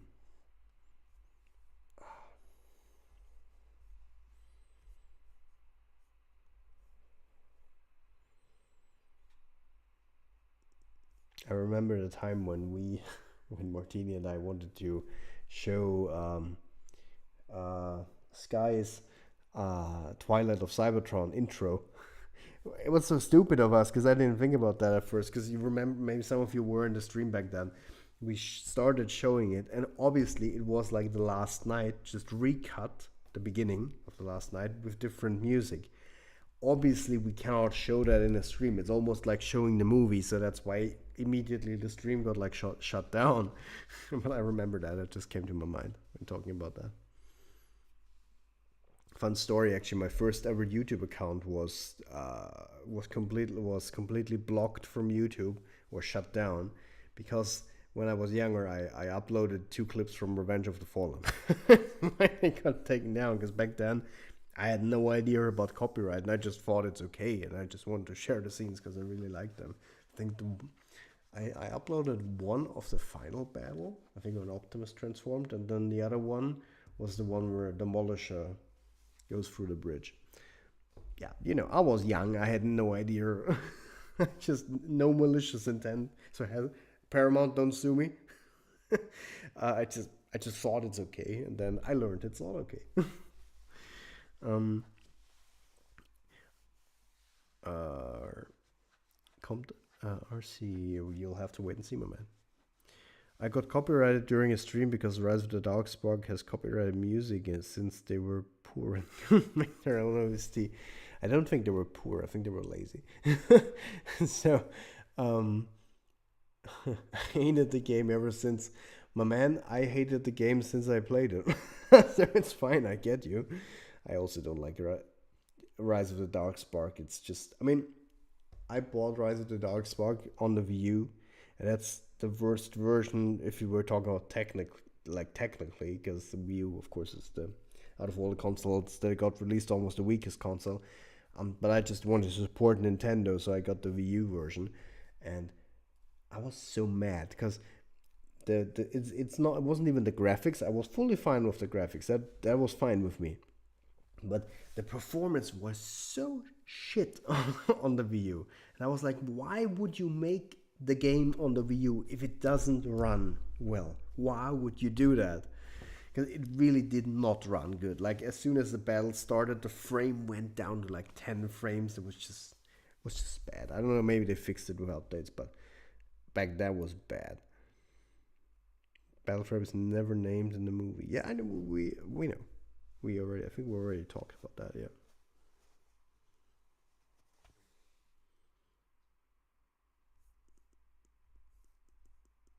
Oh, yeah, Martini just wait, let me do it again. I can do an epic introduction.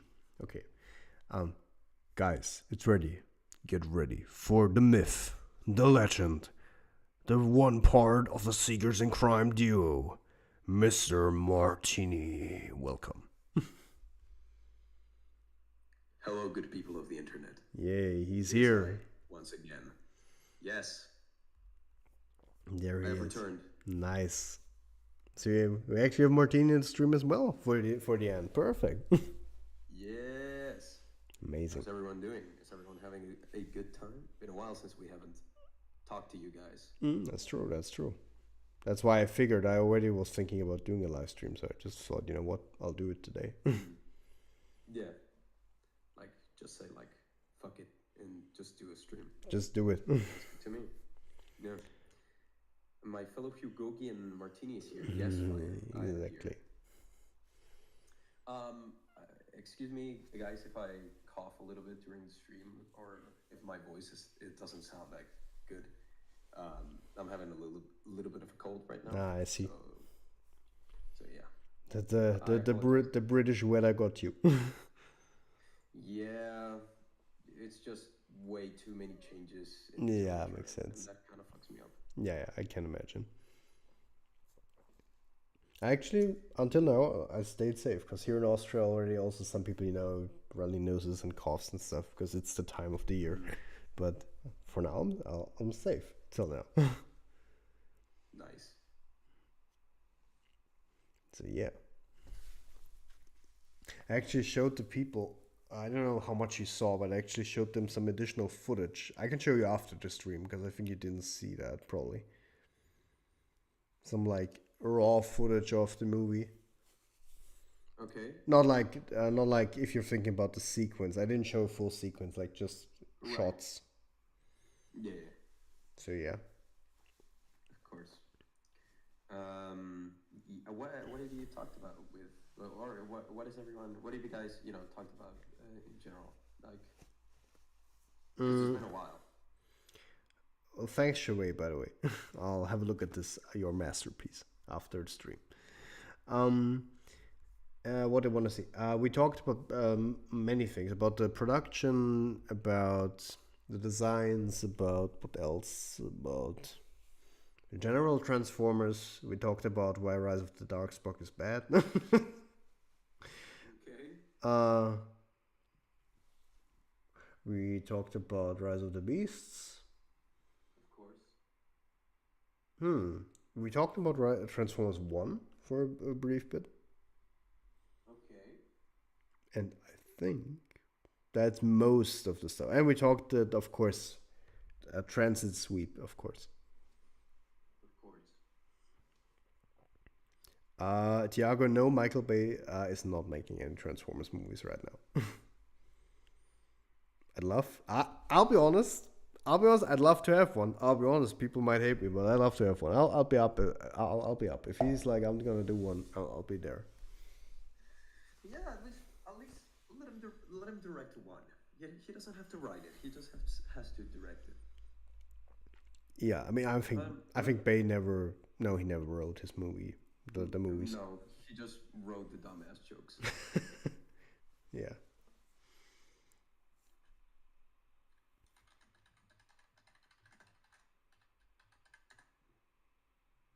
Yeah, true. We also talked a lot about our favorite and most played games. That's true. Mm-hmm.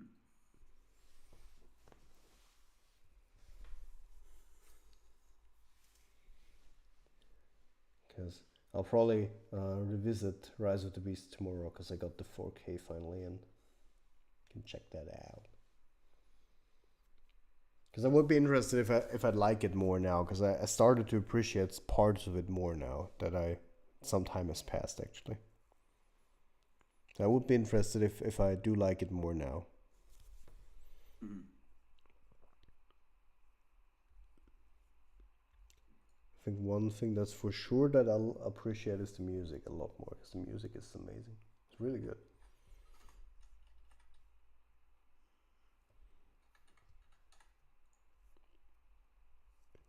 By the way, one thing I can share with you, Martini, off screen.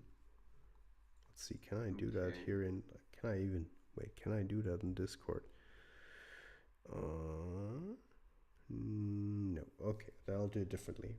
Our boy Cube was also here for a very long time on the stream, Mhm.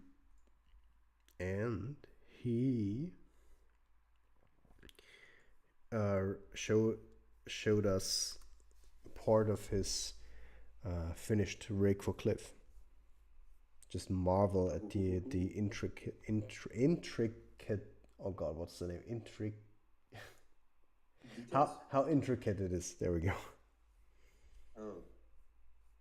It's just the arm because he did it that way, so you cannot you see because we revealed it as well. So there's no spoilers of what. Oh yeah. I think it's intricacies now that I'm thinking of it. I think that's the noun. Intricacies. The intricacies of it. Yeah. Take a look. That looks good. I like that. Also, look at the feather and look at the pipes moving in and out. It's like they should. Yeah.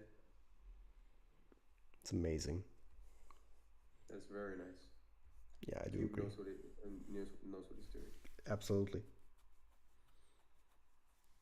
What do you think of YouTube's newest update? What did they update? Did I miss something? What did they change? I noticed there was an update, but I don't know what they changed. I know when I got into my phone, they had this sort of animation for the logo that I. Yeah, that I also noticed, but that was already for I think a couple of days ago that they did that. Really? Yeah, I mean I had it since 2 days or so, I think. Oh, okay. Hey, super! Welcome to the stream. Could you name movies that you thought they are amazing back in the day, but now they have altered very bad? Oh, that's an interesting one. Or like movies that have aged poorly. What? Oh wow, Blocks is coming in with the hot take hard. He's like, What? okay, for me, Transformers 1 to 3 have aged badly. Oh my. Bam, in there. Okay. Damn. Damn. I mean, I do know Blocks is not that big of a Transformers fan, so I get it, but yeah. you don't get it. No, I'm just kidding. No, but for me, it's funny because for me, it's a different. I actually appreciate them more and more. But permission to ban? No need to ban him. It's all good. Stand down. But I'm thinking Me, of a film that has aged very poorly is the the entire Spy Kids trilogy, the original trilogy of Spy Kids. Oh, Spy Kids. I've never seen that, so can't comment on Yeah, that. I know. They're kind of like my childhood movies, and I know a lot of people have them in their childhood movies list as well. Yeah. I mean, they're. But yeah, they're bad. I mean, thinking about it, there's one movie that comes to mind. I mean, there is one, but the problem is most people don't know it because it's a German movie, but Blocks will know it. It's called Raumschiff Surprise, which is it's a gag on Enterprise on their Enterprise. It's like a German comedy which is kind of parodying Star Trek. It's very. I watched it as a child. It came out in I don't know, around the time when Spider-Man 2 was out. Yeah. And that movie I loved as a child. It was so funny, and I think I watched it twice, and then it was great, hilarious. And then I recently, I think 2 years ago, watched it with um, a friend of mine, and I don't know what. Maybe I just grew up. I don't know, but the humor didn't fully land for me anymore. So maybe that, but I mean, I do agree. It's good. It's a full on turn your brain off movie, absolutely. But I don't know. It just didn't fully work for me anymore. Maybe my humor also just has changed. But um, a movie that also would come to mind. I remember when I watched Ice Age 3 in cinemas, I really liked it. And then I tried to rewatch it, I don't know, 4 years ago or something, and I really did not enjoy it that much. Is that the one with the dinosaur? Yeah. I still enjoy that one. Yeah, maybe I just need to. I don't know. When I watched it at that time, I actually didn't finish it. I didn't. I stopped because I didn't like it that much. What has happened to me is that through the years, I've like talking about Ice Age Hmm. because it got me thinking about DreamWorks.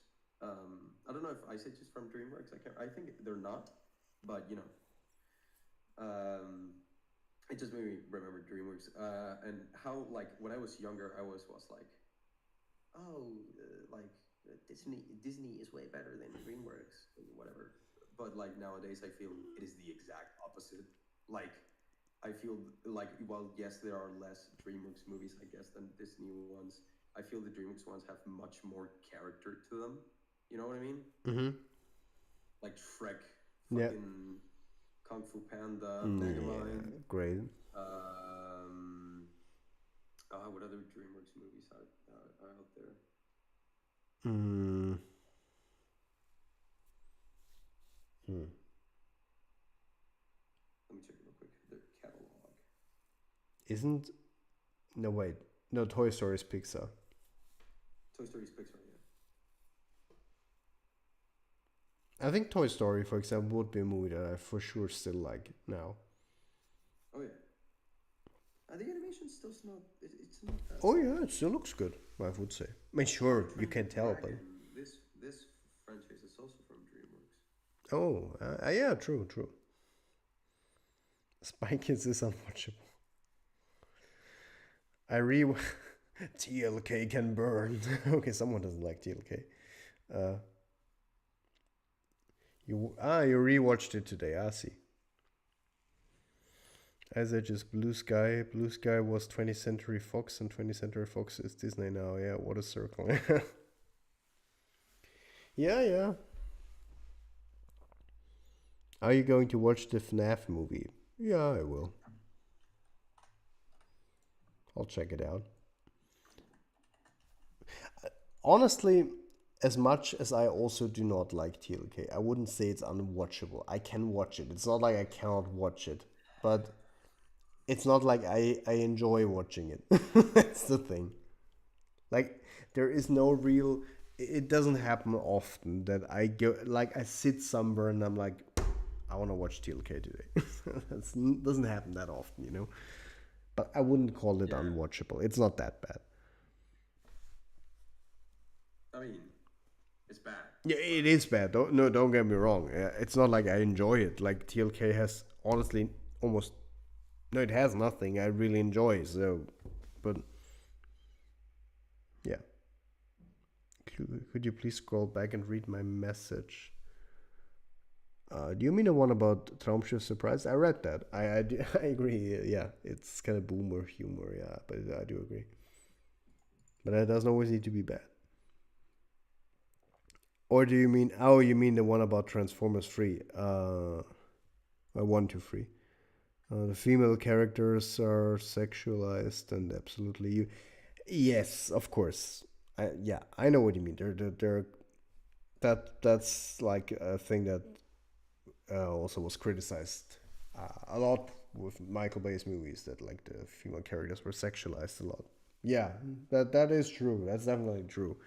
Whether you can accept it or take it badly, I see what I see definitely. It's definitely not the most progressive thing. Yeah, I do agree. That's surely true. But like I never took it as like an insult. I don't think that's the way Bane means it. I think it's just his style. He everything he films he does in a stylized way. It's not just like he does it with everything, with cars, with like everything he shoots. So I guess I think it's just his style. What, it's like Block's commenting on the whole like Megan Fox. Yeah, and stuff like that. Yeah. Okay, so here's the thing, right? Because it makes sense that it's filmed like that. Because you're supposed to be seeing it from Sam's perspective. Like the one shot I know gets called up a lot is the shot when she's like fixing quote unquote Bumblebee's engine, right? And there's this like big pan around of like her body, but that pan around is supposed to be from Sam's perspective, so it makes sense. Because like Sam says, he's a child, he's a teenager, you know. How old was Megan Fox actually when they made the movie? I don't know. I don't know. I have no idea. I'll be honest. I'm pretty sure she wasn't underage. But Yeah, I also don't think she was, because she doesn't look like she was 18 back then. Yeah, Probably something with 20, I guess, but I have no idea. Yeah, 19 or 20. Yeah, because I actually no idea, because I don't actually know how old she is now right now. So I couldn't tell you. Yeah, no, I'm pretty sure she was 19 or 20, like around that age.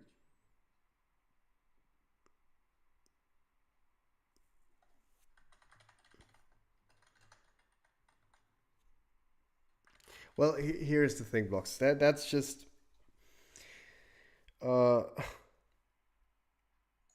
yeah, I get it. Some people just don't like the way that's directed. I do. I get it. I fully get it. But yeah, you either, I don't know, vibe with that and you think it's okay, or it's funny and it doesn't need to be taken seriously, or you don't like it, and that's fully okay if you don't. Like, I'm not saying it's what you should do. I'm just saying it's like that's base style.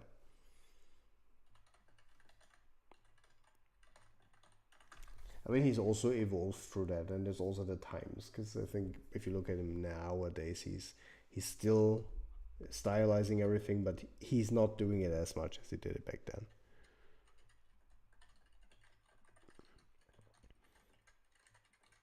Oh, I do agree. The score for The Last Night is still great. That's the best part about it. I fully agree. Oh yeah. Score is fire, like Zero Gravity and stuff, and there's a lot of great scores in there. And Sam had to be okay. I mean, all right. We're getting into this. Yeah. Are we getting into this? Is a question. Yeah, I want to get into Okay. Oh God. I'll get a drink. I'll prepare myself. All right. Okay, so here's the thing, right? Yes, Sam had to be a teenage dirtbag and being horny. Yeah, while saving the world. I know. If when you put it like that, it does sound bad. But then again, my problem is, like, weren't we all horny teenagers at some point? You know what I mean? Like, uh, everyone's had this. Every man, whether it is your sexual preference doesn't matter, or every person really has had a horny teenage phase, and that's just a fact. That's just a fact. So the fact that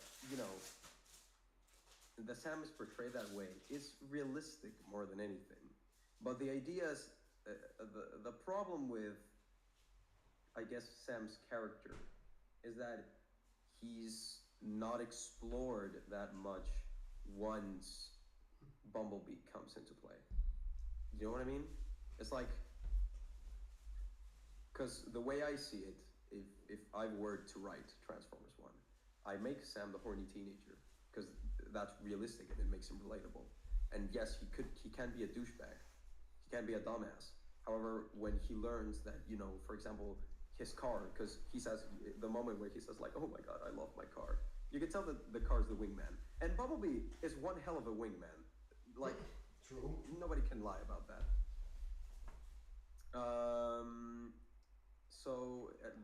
how I would have made it is that once Bumblebee, once Sam discovers that his car, what he saw as like an object, a powerful object to get women, is actually this sentient being sent from outer space.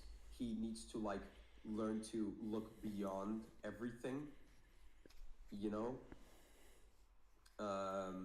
Like he would look,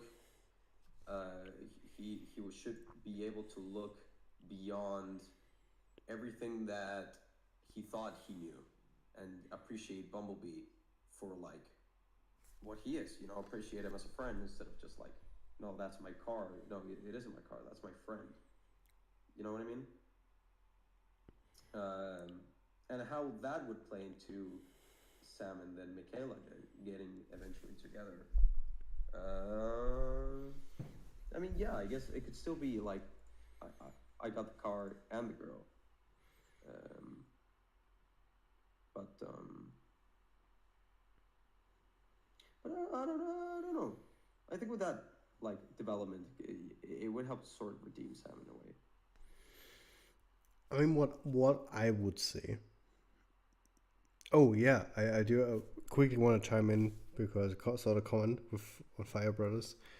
I do agree. Calling all Autobots is cool. It's very cool, especially the callback. I fully get, and I like the idea of having it at the end, like Arrival to Earth at the end of like for the last movie that finishes off the franchise. Problem just was when it played and the movie was so unsatisfying, it just didn't work sadly. But the track in itself, fully agree. But to put my 2 cents on the topic,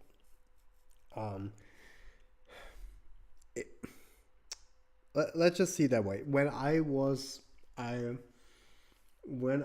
the Bay movies came out, up to the fifth one, starting from the second one, when I was younger, I also jumped on the bandwagon of hating Bay, right?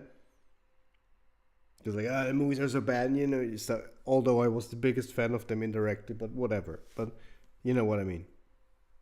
I always said that the main criticism that everyone said, I always repeated that back then. But when I really got more into movies and like how they're made and what all you need to take into account to make a movie like this. Hey Scrub, by the way, welcome. That's when I really got to appreciate Michael Bay's work. And when I watch, that's why I can appreciate Revenge of the Fallen, believe it or not, because I do not appreciate the humor, don't worry about it. But I do not really appreciate the storytelling, but I do appreciate the technicalities of it, the fight scenes, because they're hella lit in this movie. And it's just the technical aspect of what's all involved in there and how well Michael Bay is able to frame that is what just, I appreciate that a lot. So I don't like when people just hate on him. The typical, like, he always makes bad movies. It's not true, man. So, just the thing is, he wants to do fun movies. He's not the guy who will do Inception because that's not what he cares about. It's not interesting to him. He wants to do a fun, exciting, short movie that you'll enjoy while you watch it.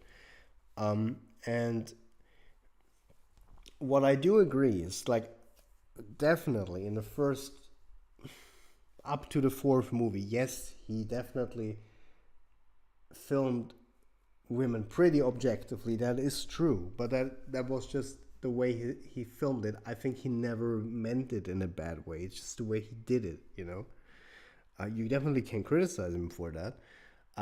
But the thing is, what I would always also counter to that is, whenever you watch one of his movies, a best example would be Pain and Gain. I don't know if some of you have seen it, but it's the perfect example for his style. It's like Michael Bay to 100%. It's just, he always over-characterizes his characters. Like he, what's the name? Over-exaggerates them. They're always an extreme form of their stereotype, because that's his humor. That's the way he does movies, and that's why he exaggerates stuff just to make it funny. And I think there was nothing else in intent for, with Sam being that typical horny teenager that always stumbles around and is nervous and stuff. And same with Michaela and stuff. I think that was the whole intent, was for it to be funny and nothing else. I'll be honest. And yeah, sure, to get the target audience as well. I mean, let's be honest. So that's my take on it. I think there's nothing more in there.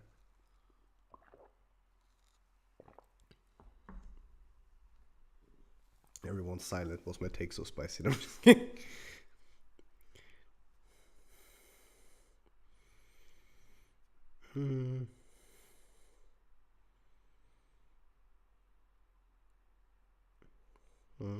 Do agree, blocks, yeah. Are you going to use AI for the voice? Nah. Hell no. No. Hell no. Ain't nobody gonna use AI here. Yeah. The thing is why I'm so against it. I definitely see what you mean. I get what you're going for, but I'm so against using AI for performances. I think that's something really dangerous that should be kept far away from this industry. Because what's that leading to? Because I know Hollywood. If there's a way they can save money, they'll do it. And imagine a world in which every movie, every performance is just an AI. How sad and how boring would that be? How lifeless would that be? So no, I do not want that happening. So that's why I'm not doing that in general. But the technical aspect of what's possible with AI is crazy.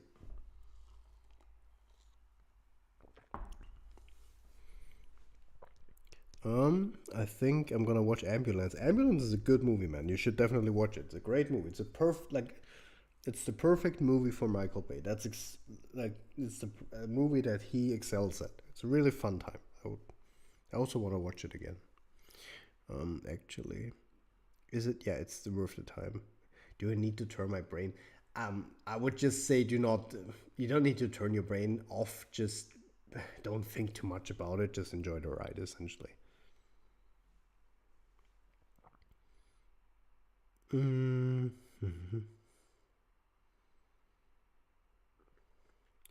How much would you picture Megatron's rise to power in an intriguing way that is not just I'm bad, I want you all sparked?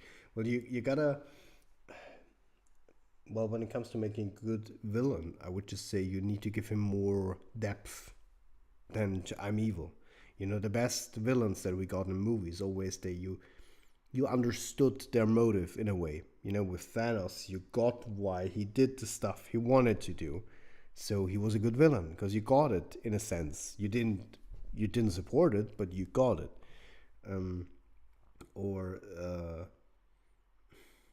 same with like characters like the Joker and stuff. They have their facets to them. You know, they're not just the stereotypical I'm evil guy. They have some facets that behind them. They're multi-layered. They're not just I'm evil. You know. So I think that's what it takes. He needs to be in a way sympathetic. You kind of need to get why he's doing what he's doing. He needs a backstory. He needs facets, layers. Yeah, that's kind of my point. AI still can't replicate my voice. People tried and nothing. I mean, AI can get to crazy level. Like Martini knows. I did an AI for Michael Bay actually because I wanted to try it out for shits and giggles, and it worked so well. Right, Martini? Sorry, what was that? Yeah, I said I did an AI for Michael Bay once, right, to try it out, and it worked really well. That was actually, I was amazed by that. It was crazy how real it sounded.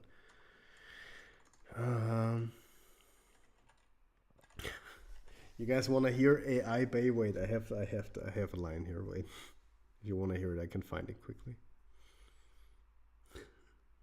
Let me quickly find it. I don't know where it is though. Well, I need to go to Martini's to your messages.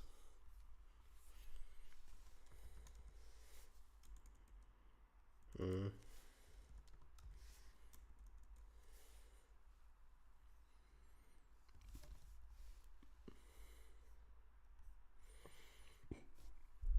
see if I can find it. Just give me a sec.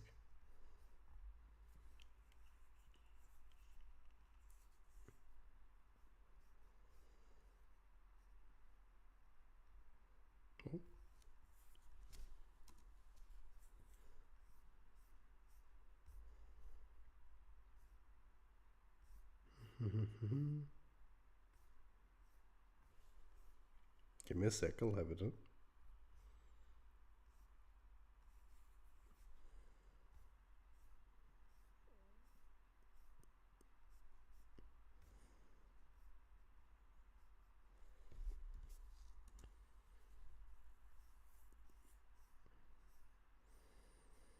Yep, I found it. Okay. You guys wanna hear Michael Bay's review of Transformers: Rise of the Beasts? You wanna hear it?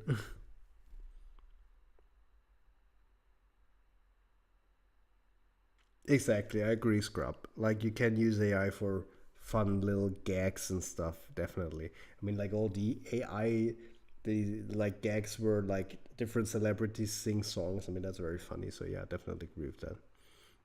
All right, so here you go. AI Michael Bay reviewing Rise of the Beast. There you go.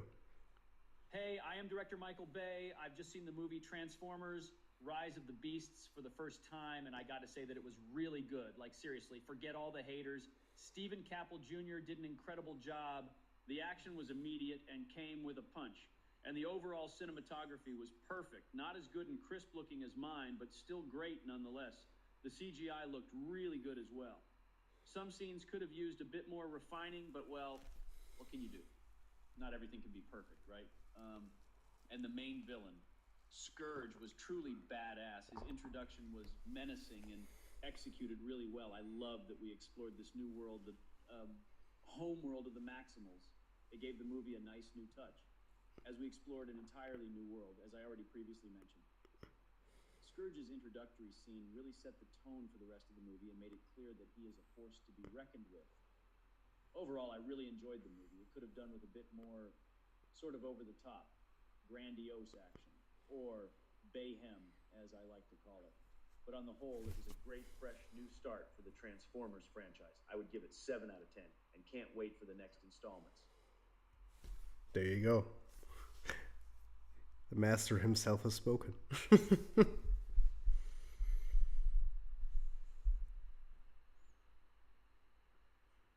Goodbye. Or let's see. All right, Where's Renee. the Talk to you soon where again. where's the other one? Where's the other like Michael Bay AI video? Because that one I find hilarious. Are you sure that's AI? If yes, then the robots are coming for us. It's actually AI. That's what I mean. It's crazy how good it sounds. Ambulance can be as good as a best based answer on the cinematography. See, Michael Bay knows his stuff, and I fully agree with him. Oh my God, is that martini scrub? That is not an AI. That's the real martini. Yeah, no, I'm not an AI yet. Yeah, Who knows? Maybe in the future there'll be a exactly. martini AI. But yeah, I can also, if you're interested, guys, I can. Uh, which one do you mean, Martini? Is it the one where the stream intro that I did, or which? No, the other one where it was like Michael Bay like saying like hello to the project or something like Ah, that. okay. So, guys, I met Michael Bay, and he shared his few thoughts about our project, Transformers: Rise of Unicron. So here you go. Hey, Martini, director Michael Bay speaking. I just wanted to take this moment off to talk to you for a bit and tell you that what you, David, and the rest of the team are making with this movie, Transformers: Rise of Unicron, is amazing. Like it truly is inspiring and humbling for me to see dedicated fans like you working so hard on making the sequel to my movie possible. It is truly remarkable, and I don't mean that in a small way. I mean that in a big way. What you guys have been doing is work unlike anything that the fan film scene has seen before, and with the great and talented team that you guys have assembled over the past few months. And the amount of work that you have put into writing this script, I am sure that your movie will truly be one of the best fan films ever made. And I truly mean that. Now, the most important thing is to hang in there, be there, and give it your all. Like not just 10, 20, or 50, heck, even 100%. 200% is what you should be aiming for. Give it your all, push yourselves, and more importantly, push the team to make the best Transformers movie that the fans have ever seen, because after all, it's always about the fans. And I myself has always been driven by this. This is a movie for fans by fans. So get out there and get this movie done. Make the fans proud. There you go. The man has spoken. And this sounds real. The AI are going to replace us. I know it. This AI, especially that I've used for him, is crazy. It's crazy how good it sounds. Like it has like not just the sound, but it has the mannerism down. Like the and the stuttering sometimes, and the way he speaks, and then he heightens his voice. It's crazy. It's crazy. And actually, if you really closely sound to it, sometimes you can even hear a breathing in, like he would, like a normal human would. It's crazy. So yeah, that's a fun AI. I still have it, but I can't use it right now because I'm not paying for using it right now. So yeah, but maybe for fun gags, maybe one when the movie is done, I'll write something, and then like Michael Bay introduces the team or something. So some fun gag like that. Who knows? But yeah, it's crazy, and especially what's crazy about that is I think all I needed to do was cut together 30 minutes of like him talking without being interrupted, and I just uploaded that, and it took 30 seconds, and yeah, I worked. It was crazy.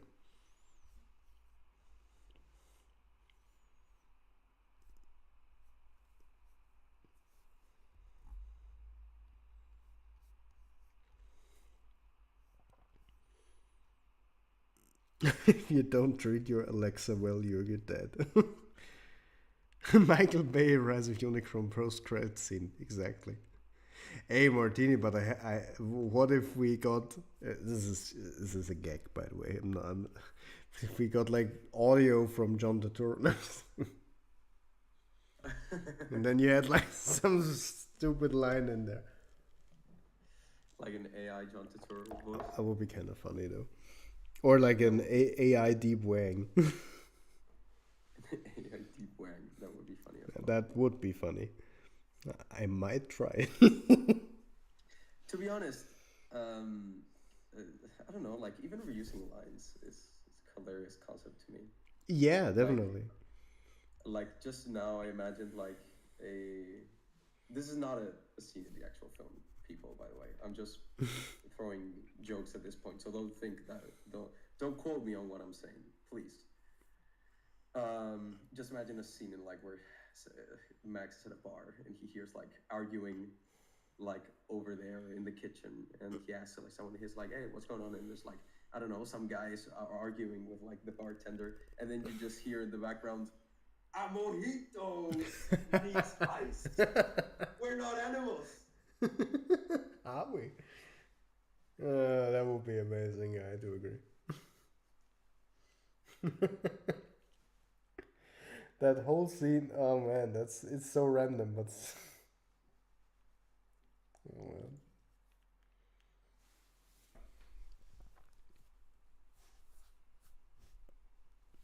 man.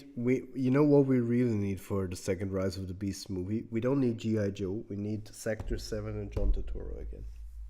It's facts.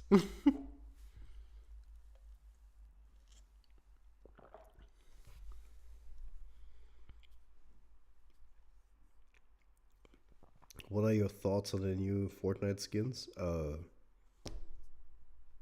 Cool. I mean, it's cool, but I'm not playing Fortnite, so I can't judge it more than that. It's cool.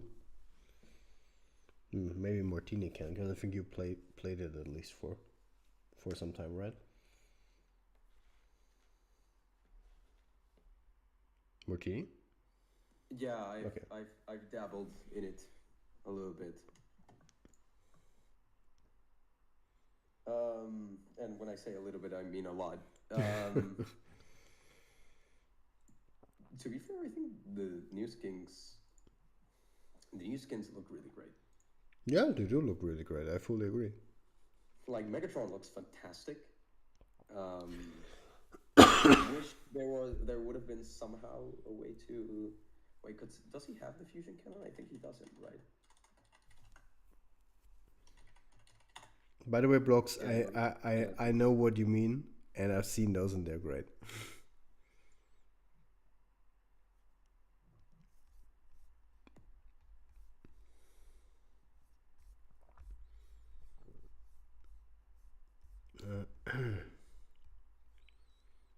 Haley Steinfeld and John Cena for Rise of the Beast 2. Yes.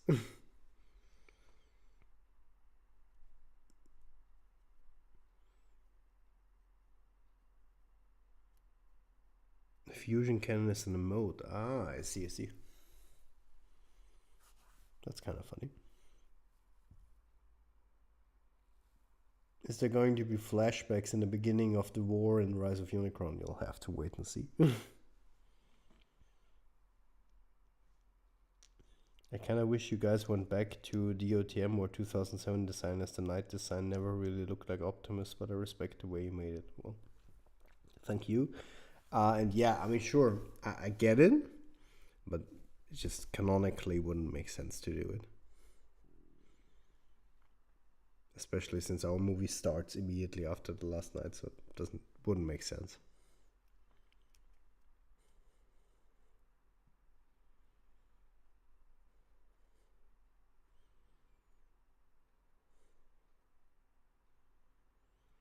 All right. So, guys, do we have any last topics? A last topic for the stream? Martini, do you have something you want to talk about with the people?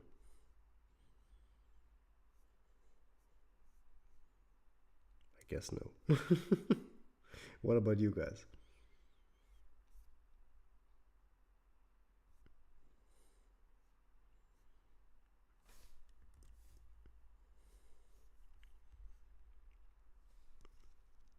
Rise of Unicron cast play Fortnite when?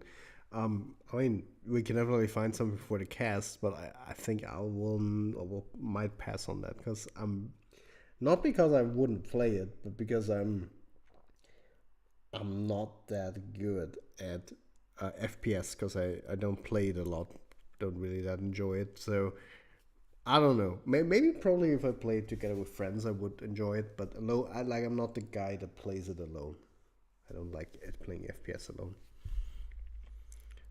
Have you ever been to any TF convention? No, not yet, but I definitely plan to be there. Can't talk. But I plan to be there for sure soon at one of those. Yes, we have. Last 3 movies you've seen. Wait, what? Okay. The last 3 movies I've seen. The Big Lebowski, Evil Dead, and James Bond, Casino Royale. Evil Dead 2013. I see. Very cool.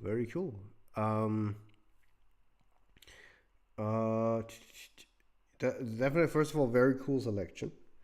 I definitely also want to see Evil Dead 2013 because I really want to see that to the remake. The last 3 movies I've seen, it's The Exorcist Believer, then The Nun 2, and then it's Killers of the Flower Moon. So one good movie. Killers of the Flower Moon was very good. The Exorcist Believer was terrible, and The Nun 2 was a little bit better than expected, but still not good.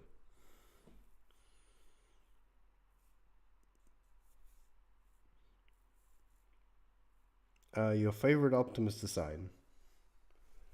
Well, voice actor Peter Cullen, that's obvious, for sure. My favorite design? Yeah, DOTM probably, DOTM Optimus. Just love the ribs. Top 3 Transformers movies? Ooh. Maybe Martini, you can also chime in on that, your top 3 Transformers movies. 86, 07, Bumblebee. Wait, which direction are we? Is 86 the best or? Yeah, the number okay, 1. Okay. 1, 2, 3. Okay, see. Okay, I can respect that. No, wait. No, wait. Then I'll wait. Oh, yeah, no, 8607 Bumblebee. I like Bumblebee a little bit more than Rise of the Beasts, I think. Ah, okay. I would probably say if I'd go from first to third, then it would be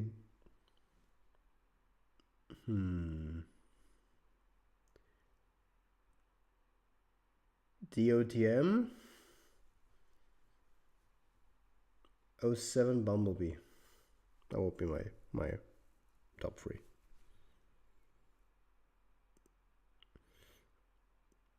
Killers of the Flower Moon I also want to see, just need to find time when I can rot till I'm skeleton. Yeah, it's a long movie, 3.5 hours, yeah. Yeah, I also want to see the creator, but I haven't gotten around to doing it yet. Favorite human protagonist? Oh, Sam. Although I do like my Marky Mark in the 4th movie, but Sam is better.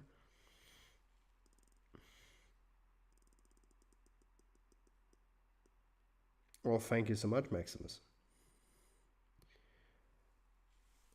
Thiago, I do not know what you mean with 135. Yes, Scrub.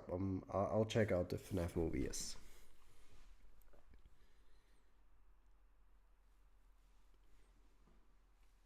And if you want to know what's the next movie that I'll watch, then this one, tomorrow. I'll rewatch it.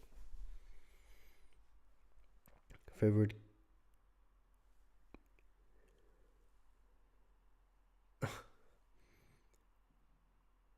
Careful to not get spoiled. Really? The OST has FNAF spoilers. Oh, really? But the good thing... Yeah. It released. The good thing for me probably is because I probably would not notice, because I actually, believe it or not, I'm not into FNAF. I have actually never played the game. Yeah, I know. It's... I mean, I kind of... At one point, I gotta check it out, but I don't know. I just never really saw the appeal. To me, it was always just like the cheap jump scare games, but... I mean, I see there's lore around it, which I find interesting. I do like that. But I'm intrigued by the movie, so I'll check out the movie, definitely. So probably I wouldn't get the references in the songs.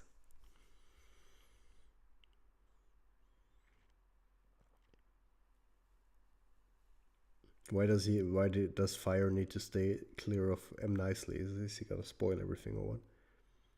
Oh, okay. Now I get it.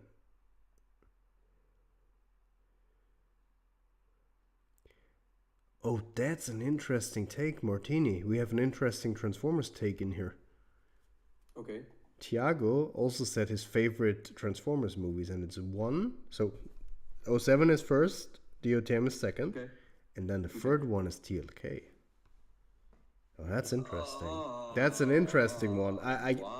But why? The thing is, Tiago, I fully respect it. If you like it, enjoy it, great for you. I don't understand it. I'll be honest, I don't understand him. But to the top 2, I say I can vibe with that. It's just mine are switched. But the 5th one is definitely an interesting take. It would be interesting though. Tell me what do you like about TLK? Because I'm really interested. Honestly, I don't mean this in a bad way. I'm interested. FNAF is overhyped garbage. Okay, someone doesn't like it. No, hey, blockers, you can't. No, that's just a big no. I mean, if people like FNAF, that's great, but you cannot compare FNAF to Dark Souls. I mean, that's an insult to me. Because Dark Souls is one of the greatest game series ever, man. No, just no. Dark Souls 1 is great. Dark Souls 2, yeah, that has its problems, but 3 is great. Bloodborne is amazing, so nah. I do disagree with that.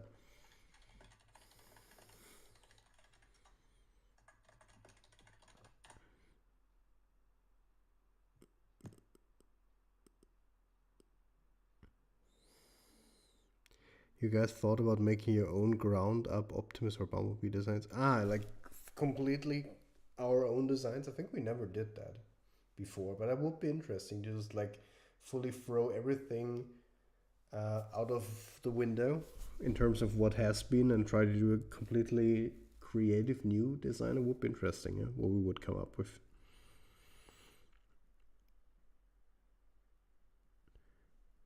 Yeah, the game explains nothing with Dark Souls. Yeah, but that's the intent. It's not like it doesn't have lore. It has a lot of lore actually. It's just the way.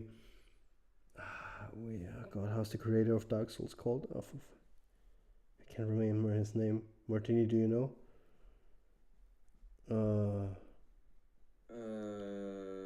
Oh man, how is he called? Miyazaki? No. Isn't it? Maybe it's Miyazaki. I'm not sure. Yeah, Miyazaki. Yeah. Yeah. He always said like the idea why he did it that way is because he wanted it to be like a book where you had to search for stuff and read it, find it out yourself, and so that's why he did it that way. So that was intentional. It's not like they just did it to make it difficult for you to find it, or so you have to explore everything. Yeah, there was an idea behind that. Oh God, bless the Tronus. Opinions on the twins? No, we're not going to go there.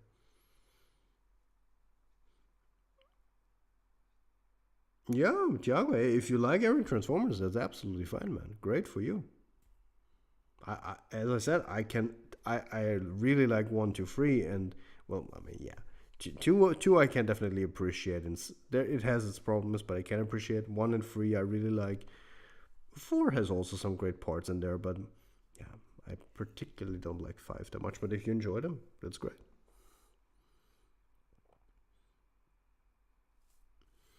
I mean, nobody would blame you about making your own designs and throwing everything. It's what AOE literally did. I mean, I wouldn't say they threw out all designs. They just made them a lot differently, you know? I see what you mean, though. They lost a bit of the realism with the new designs. I do agree.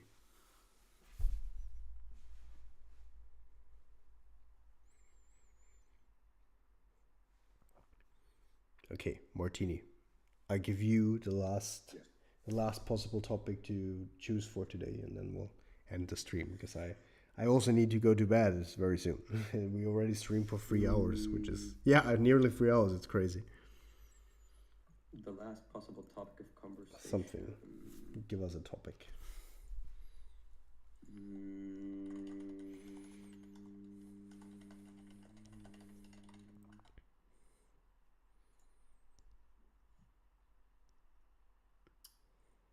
I have no idea, to be honest.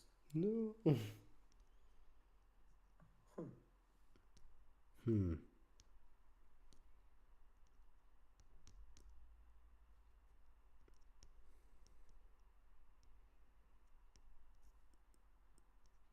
Or maybe someone of you guys says it.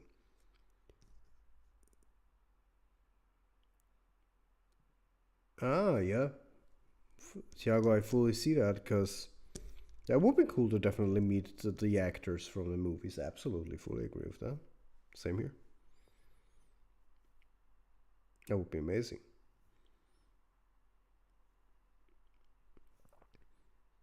Supersonic speed, I have to go, but keep up the great work. Well, thank you so much, Supersonic, and see you soon again. Personally, I think Rise of the Beast was very boring, and Optimus lost all his power from Bumblebee jumping around again. An army to getting outskilled by Scourge.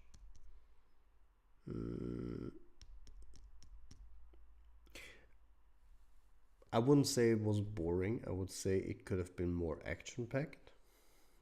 That's what I would say, and the final battle felt a bit meh, because it was just a full CGI battle on a very bland location. That's what I would say.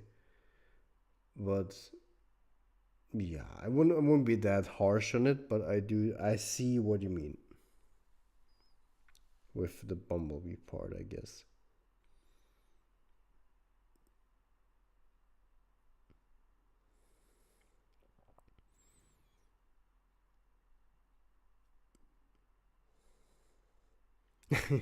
Yeah, it blocks it like to do the just do it meme together with Shia. I'd love to do that too, man.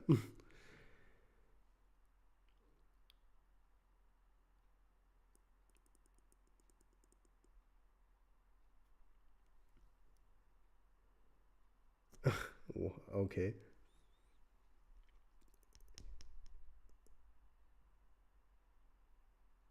I see.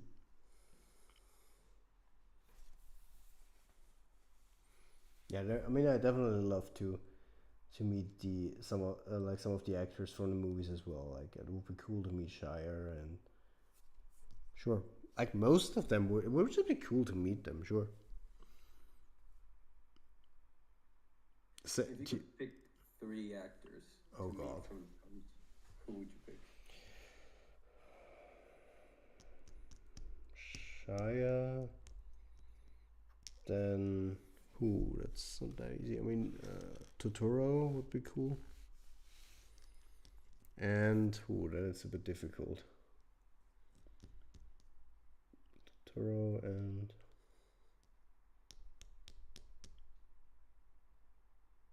I probably say Mark because I just like Mark Wahlberg.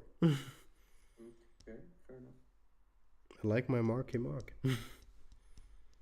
Yeah, excluding the VAs, I would like to meet Shia, John Turturro, of course, as well, Mm. and Josh. Oh yeah, sure. Stucci would be also cool. I agree. Stucci could be interesting, but yeah, I would like love to meet like Josh. Josh? Oh, I thought you meant Joshua. Sorry. No, Josh, like oh, what's his You name? gotta help me How do because you I pronounce actually his don't last know who name? you mean. Do you Josh mean? Duhamel. Oh, you mean? Oh, sorry, you meant Duhamel. Yeah, yeah, yeah. Sorry, I didn't get it at first. Yeah, yeah, yeah, definitely. Yeah, Will also be Lennox, cool. basically. Lennox, yeah, yeah.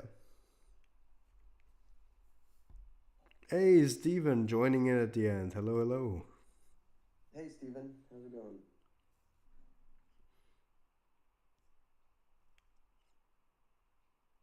Hey, Fire met Ironhide's VA. That's very cool. I got him to sign my 15th anniversary Studio Series pack. Oh, cool. 90 2007 Beach, Ass and Ratchet's VA signatures. Very cool.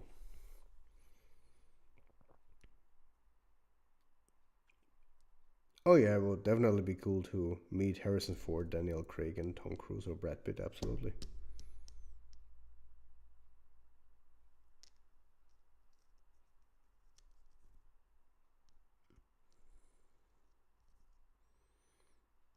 Mm.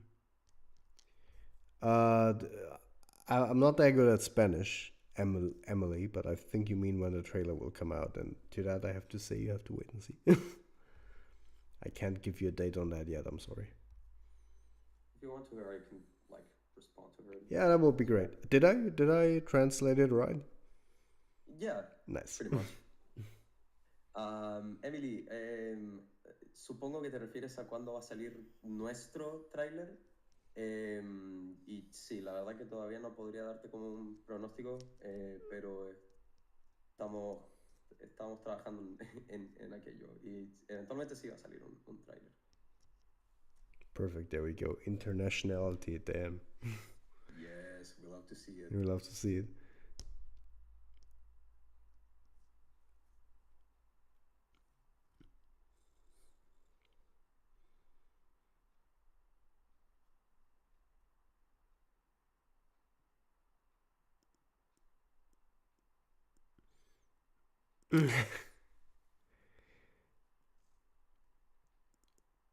Yeah, sure. Yeah, absolutely, man. It would be great to meet Peter Cullen, Gary Chalk, Frank Welker, Shy. I mean, sure, that would be awesome. That would be amazing. That would be like a dream of mine. Absolutely. Oh, there is something from Emily again. Now I cannot translate it. I know something with the movie, and that's it.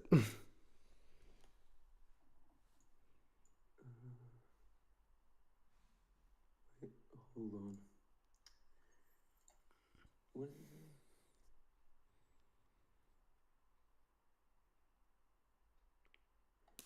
Um, uh, Emily, no entendí mucho tu pregunta. O sea, ¿dónde estás preguntando si va a salir nuestra película? I understood. Como I understood most ¿te of that. refieres en cines?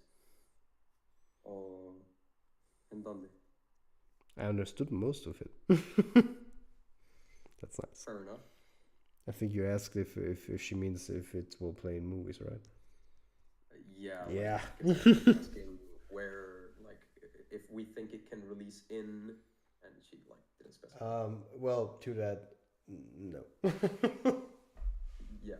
It's just a no, sadly, no. I mean, what I can tell you guys though, because our cinema actually allows us to save, like whenever you buy a ticket, you earn points, and you can save up points to so much that you can get a whole cinema. How do you call it? How do you call it? Like the room? Do you say room? No. Like The whole theater room. You know what I mean? yeah. You can get the whole showing room for one movie, and you can choose what it is. And my idea was to save it up until we release it, and then just do one free showing. We're just, friends, family, and are invited, and just watch it together in the movies for free. That would just be amazing. Yeah, that would be dope. Like maybe make it a big like little event for like everyone who worked on it, and like family and friends, and maybe some of the team can come over who are closer and watch it together in the cinema, and then after go party and stuff. That would be amazing. Yeah. Yo, David, I'm doing a giveaway soon. Guess what it is? Oh, Buzzworthy figure. Oh, that's very cool. Very cool. I hope it's the Buzzworthy figure that I'm thinking about. Hasbro should give you guys an award or toys of your designs. Oh, that would be great, man. Hasbro, are you listening? That'd be awesome. Are you listening, Hasbro? Just kidding, guys. Whoopsie. Something for your dedication to the franchise. Well, thank you so much, man.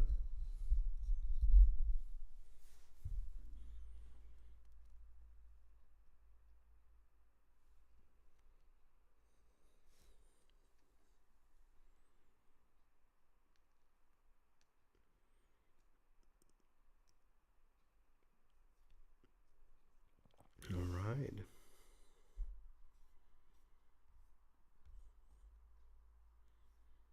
Guys, any more questions? Because if not, then I think we can call it a night for today. I think we should be ready to call it a day.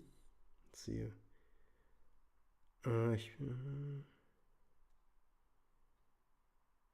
Yeah, fully get it, Tiago. I'm also a big fan of Peter Cullen's Optimus interpretation, absolutely. I mean, he is Optimus. So absolutely fully agree with that. Yeah.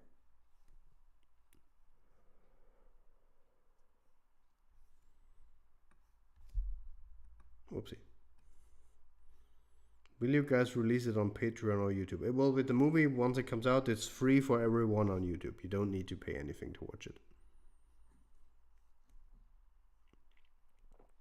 Well, probably what we'll do is we'll have a live stream, on release day, a live stream. We'll watch it together, and then it's just normal video on YouTube, and you can watch it whenever you want to. Yeah, we will premiere it. We'll make like a awesome, cool live stream event premiere out of it. Yeah, for like an after show party. Patreon, they will lose their existence. I mean, if Paramount sues us, then it's kind of bad. Yeah. Then I'll probably need to travel to Los Angeles again and be like, guys, please don't kill me.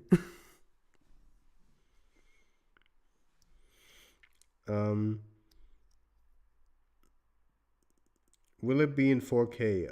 The movie, I think, will be not in 4K. It will be in 2K. 2K. So good quality, just not 4K. And the simple reason why it's not 4K is because, the higher the resolution is, the higher you need to render your effects. And it's a lot easier for our animators and our VFX artists to render effects if it's not 4K. 4K takes a lot of computing power, and if it's 2K, which is still a great resolution, still looks great, but takes a lot less power. So that's why not 4K. But essentially, it's downsampled 6K footage actually, because most of our main camera that we're filming it is 6K, so you're actually getting a very good sensor. But it's filmed at 2K, I think. Yeah. I'm very interested to see 2K. I'm very interested to see what the Unicron design looks like. Well, we know what it looks like, and it's in the works, so be excited.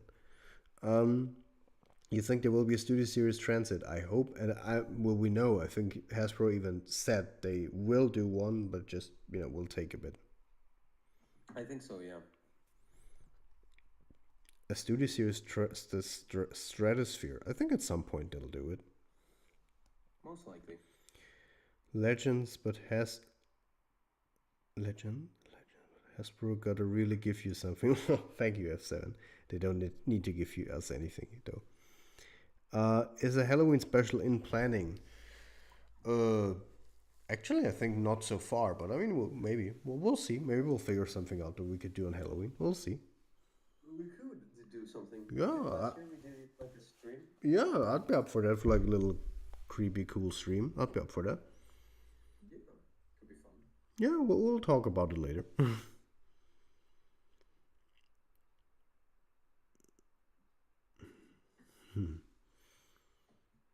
I'm glad you're bringing back characters that bite the dust or bit the dust like Blackadder and Lockdown. Yeah. But how will they come back? You'll have to wait and see. The Maximus. What? Alright, I need to go, but good luck on the movie, and I hope your movie turns out amazing. Well, thank you so much, Maximus, and I hope to see you soon again. What are your options on Stratosphere and Rise of the Beasts? Opinions is, I guess, what you mean. I was fine, I guess. I don't have a lot of opinions on Stratosphere because it wasn't like 2 or 3 scenes.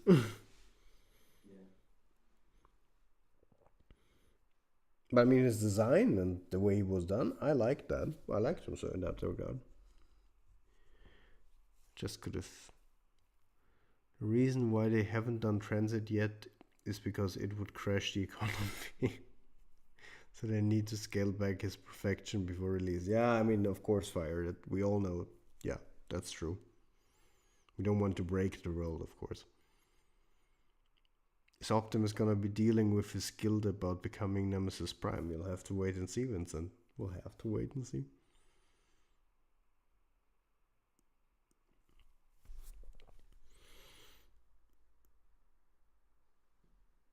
Alright.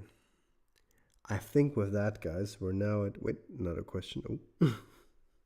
Do you have Paramount Plus? No, I don't. Is it worth it? I don't know. I know they have some shows, and I mean, I guess if you watch a lot of Paramount movies, then and you want to be one of the first to get it for home release, then I guess yes. Yeah. Wait, what else? Are there shows that could interest me? I actually don't know a lot of shows that run on Paramount Plus. There's. What I can remember right now is Halo. Yeah. That runs on Paramount. I didn't know that. Yeah. I know there's one show that interested me that was on Paramount, and that's with oh god, how is he called? What's his name? I think it was called Rabbit Hole. Let me quickly check. Yeah, it's called Rabbit Hole. Kiefer Sutherland, exactly. It's with Kiefer Sutherland. Yeah, that one looked cool to me. Because I watched a show on Netflix with him where it was called Designated Survivor. Maybe some of you know him, and I really liked that show. So that was a show that interested me. I still want to watch that, and I saw it's now released on DVD and Blu-ray, so I'll probably pick it up then. But yeah, so I can't really tell you in that regard. Halo is the biggest trash in gaming history. Oh Jesus, man. The series, yeah, okay.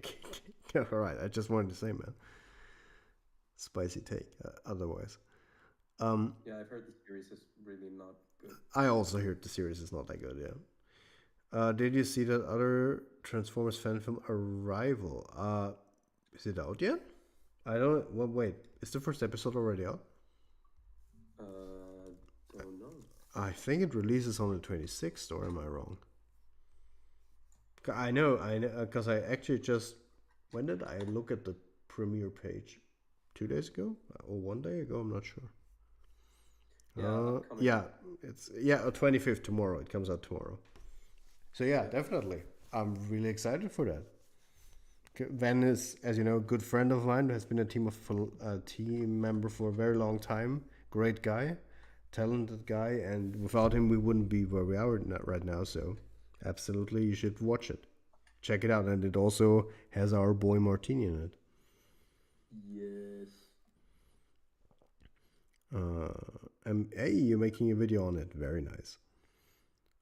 The Halo movie lost me when the Master Chief took his helmet off. Oh, he did that, really. I literally left the room. What's your opinion on TFI Creation's Finest Hour? I'll be honest, I think I haven't yet fully watched it. I think I haven't yet. I don't know. It's not like I didn't want to watch it. I actually am very interested. I'm interested, but I just didn't get around to watching it yet. Gotta do that. Shout out to Sam. Yeah, Sam's a great guy, man. He does amazing stuff. Like his how's it called? I always forget the name. Help me. Interstellar. That's a great one. Yeah. It's my favorite one from him. I also love his, like, I don't know how it's called. It's the one where he bridges the gap between freedom, the DOTM and Age of Extinction, Mexico City, I think it's called. That one's also great.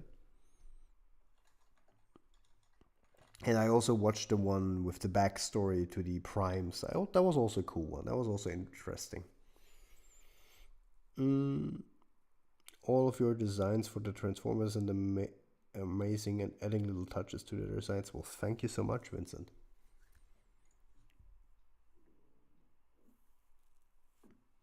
Well, thank you, Tiago. That's great to hear.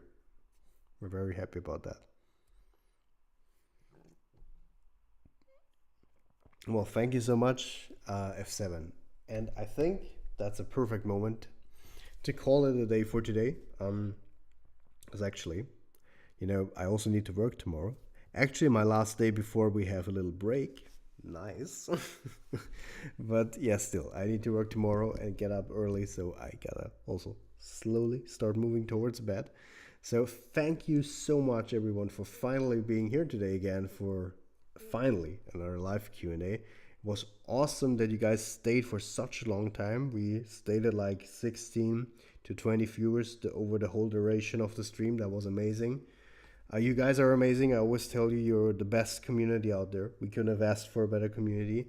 I know you guys have been waiting patiently for updates, and there has been a dry period for a long time, but know that production's moving on finally at a good pace. We're getting there. We have a nice, talented team. We got all our problems figured out, and soon you'll see more. So thank you so much for being here. The dry period is over, guys. Content's coming your way, and we'll see each other soon again. Bye. Bye-bye, everyone.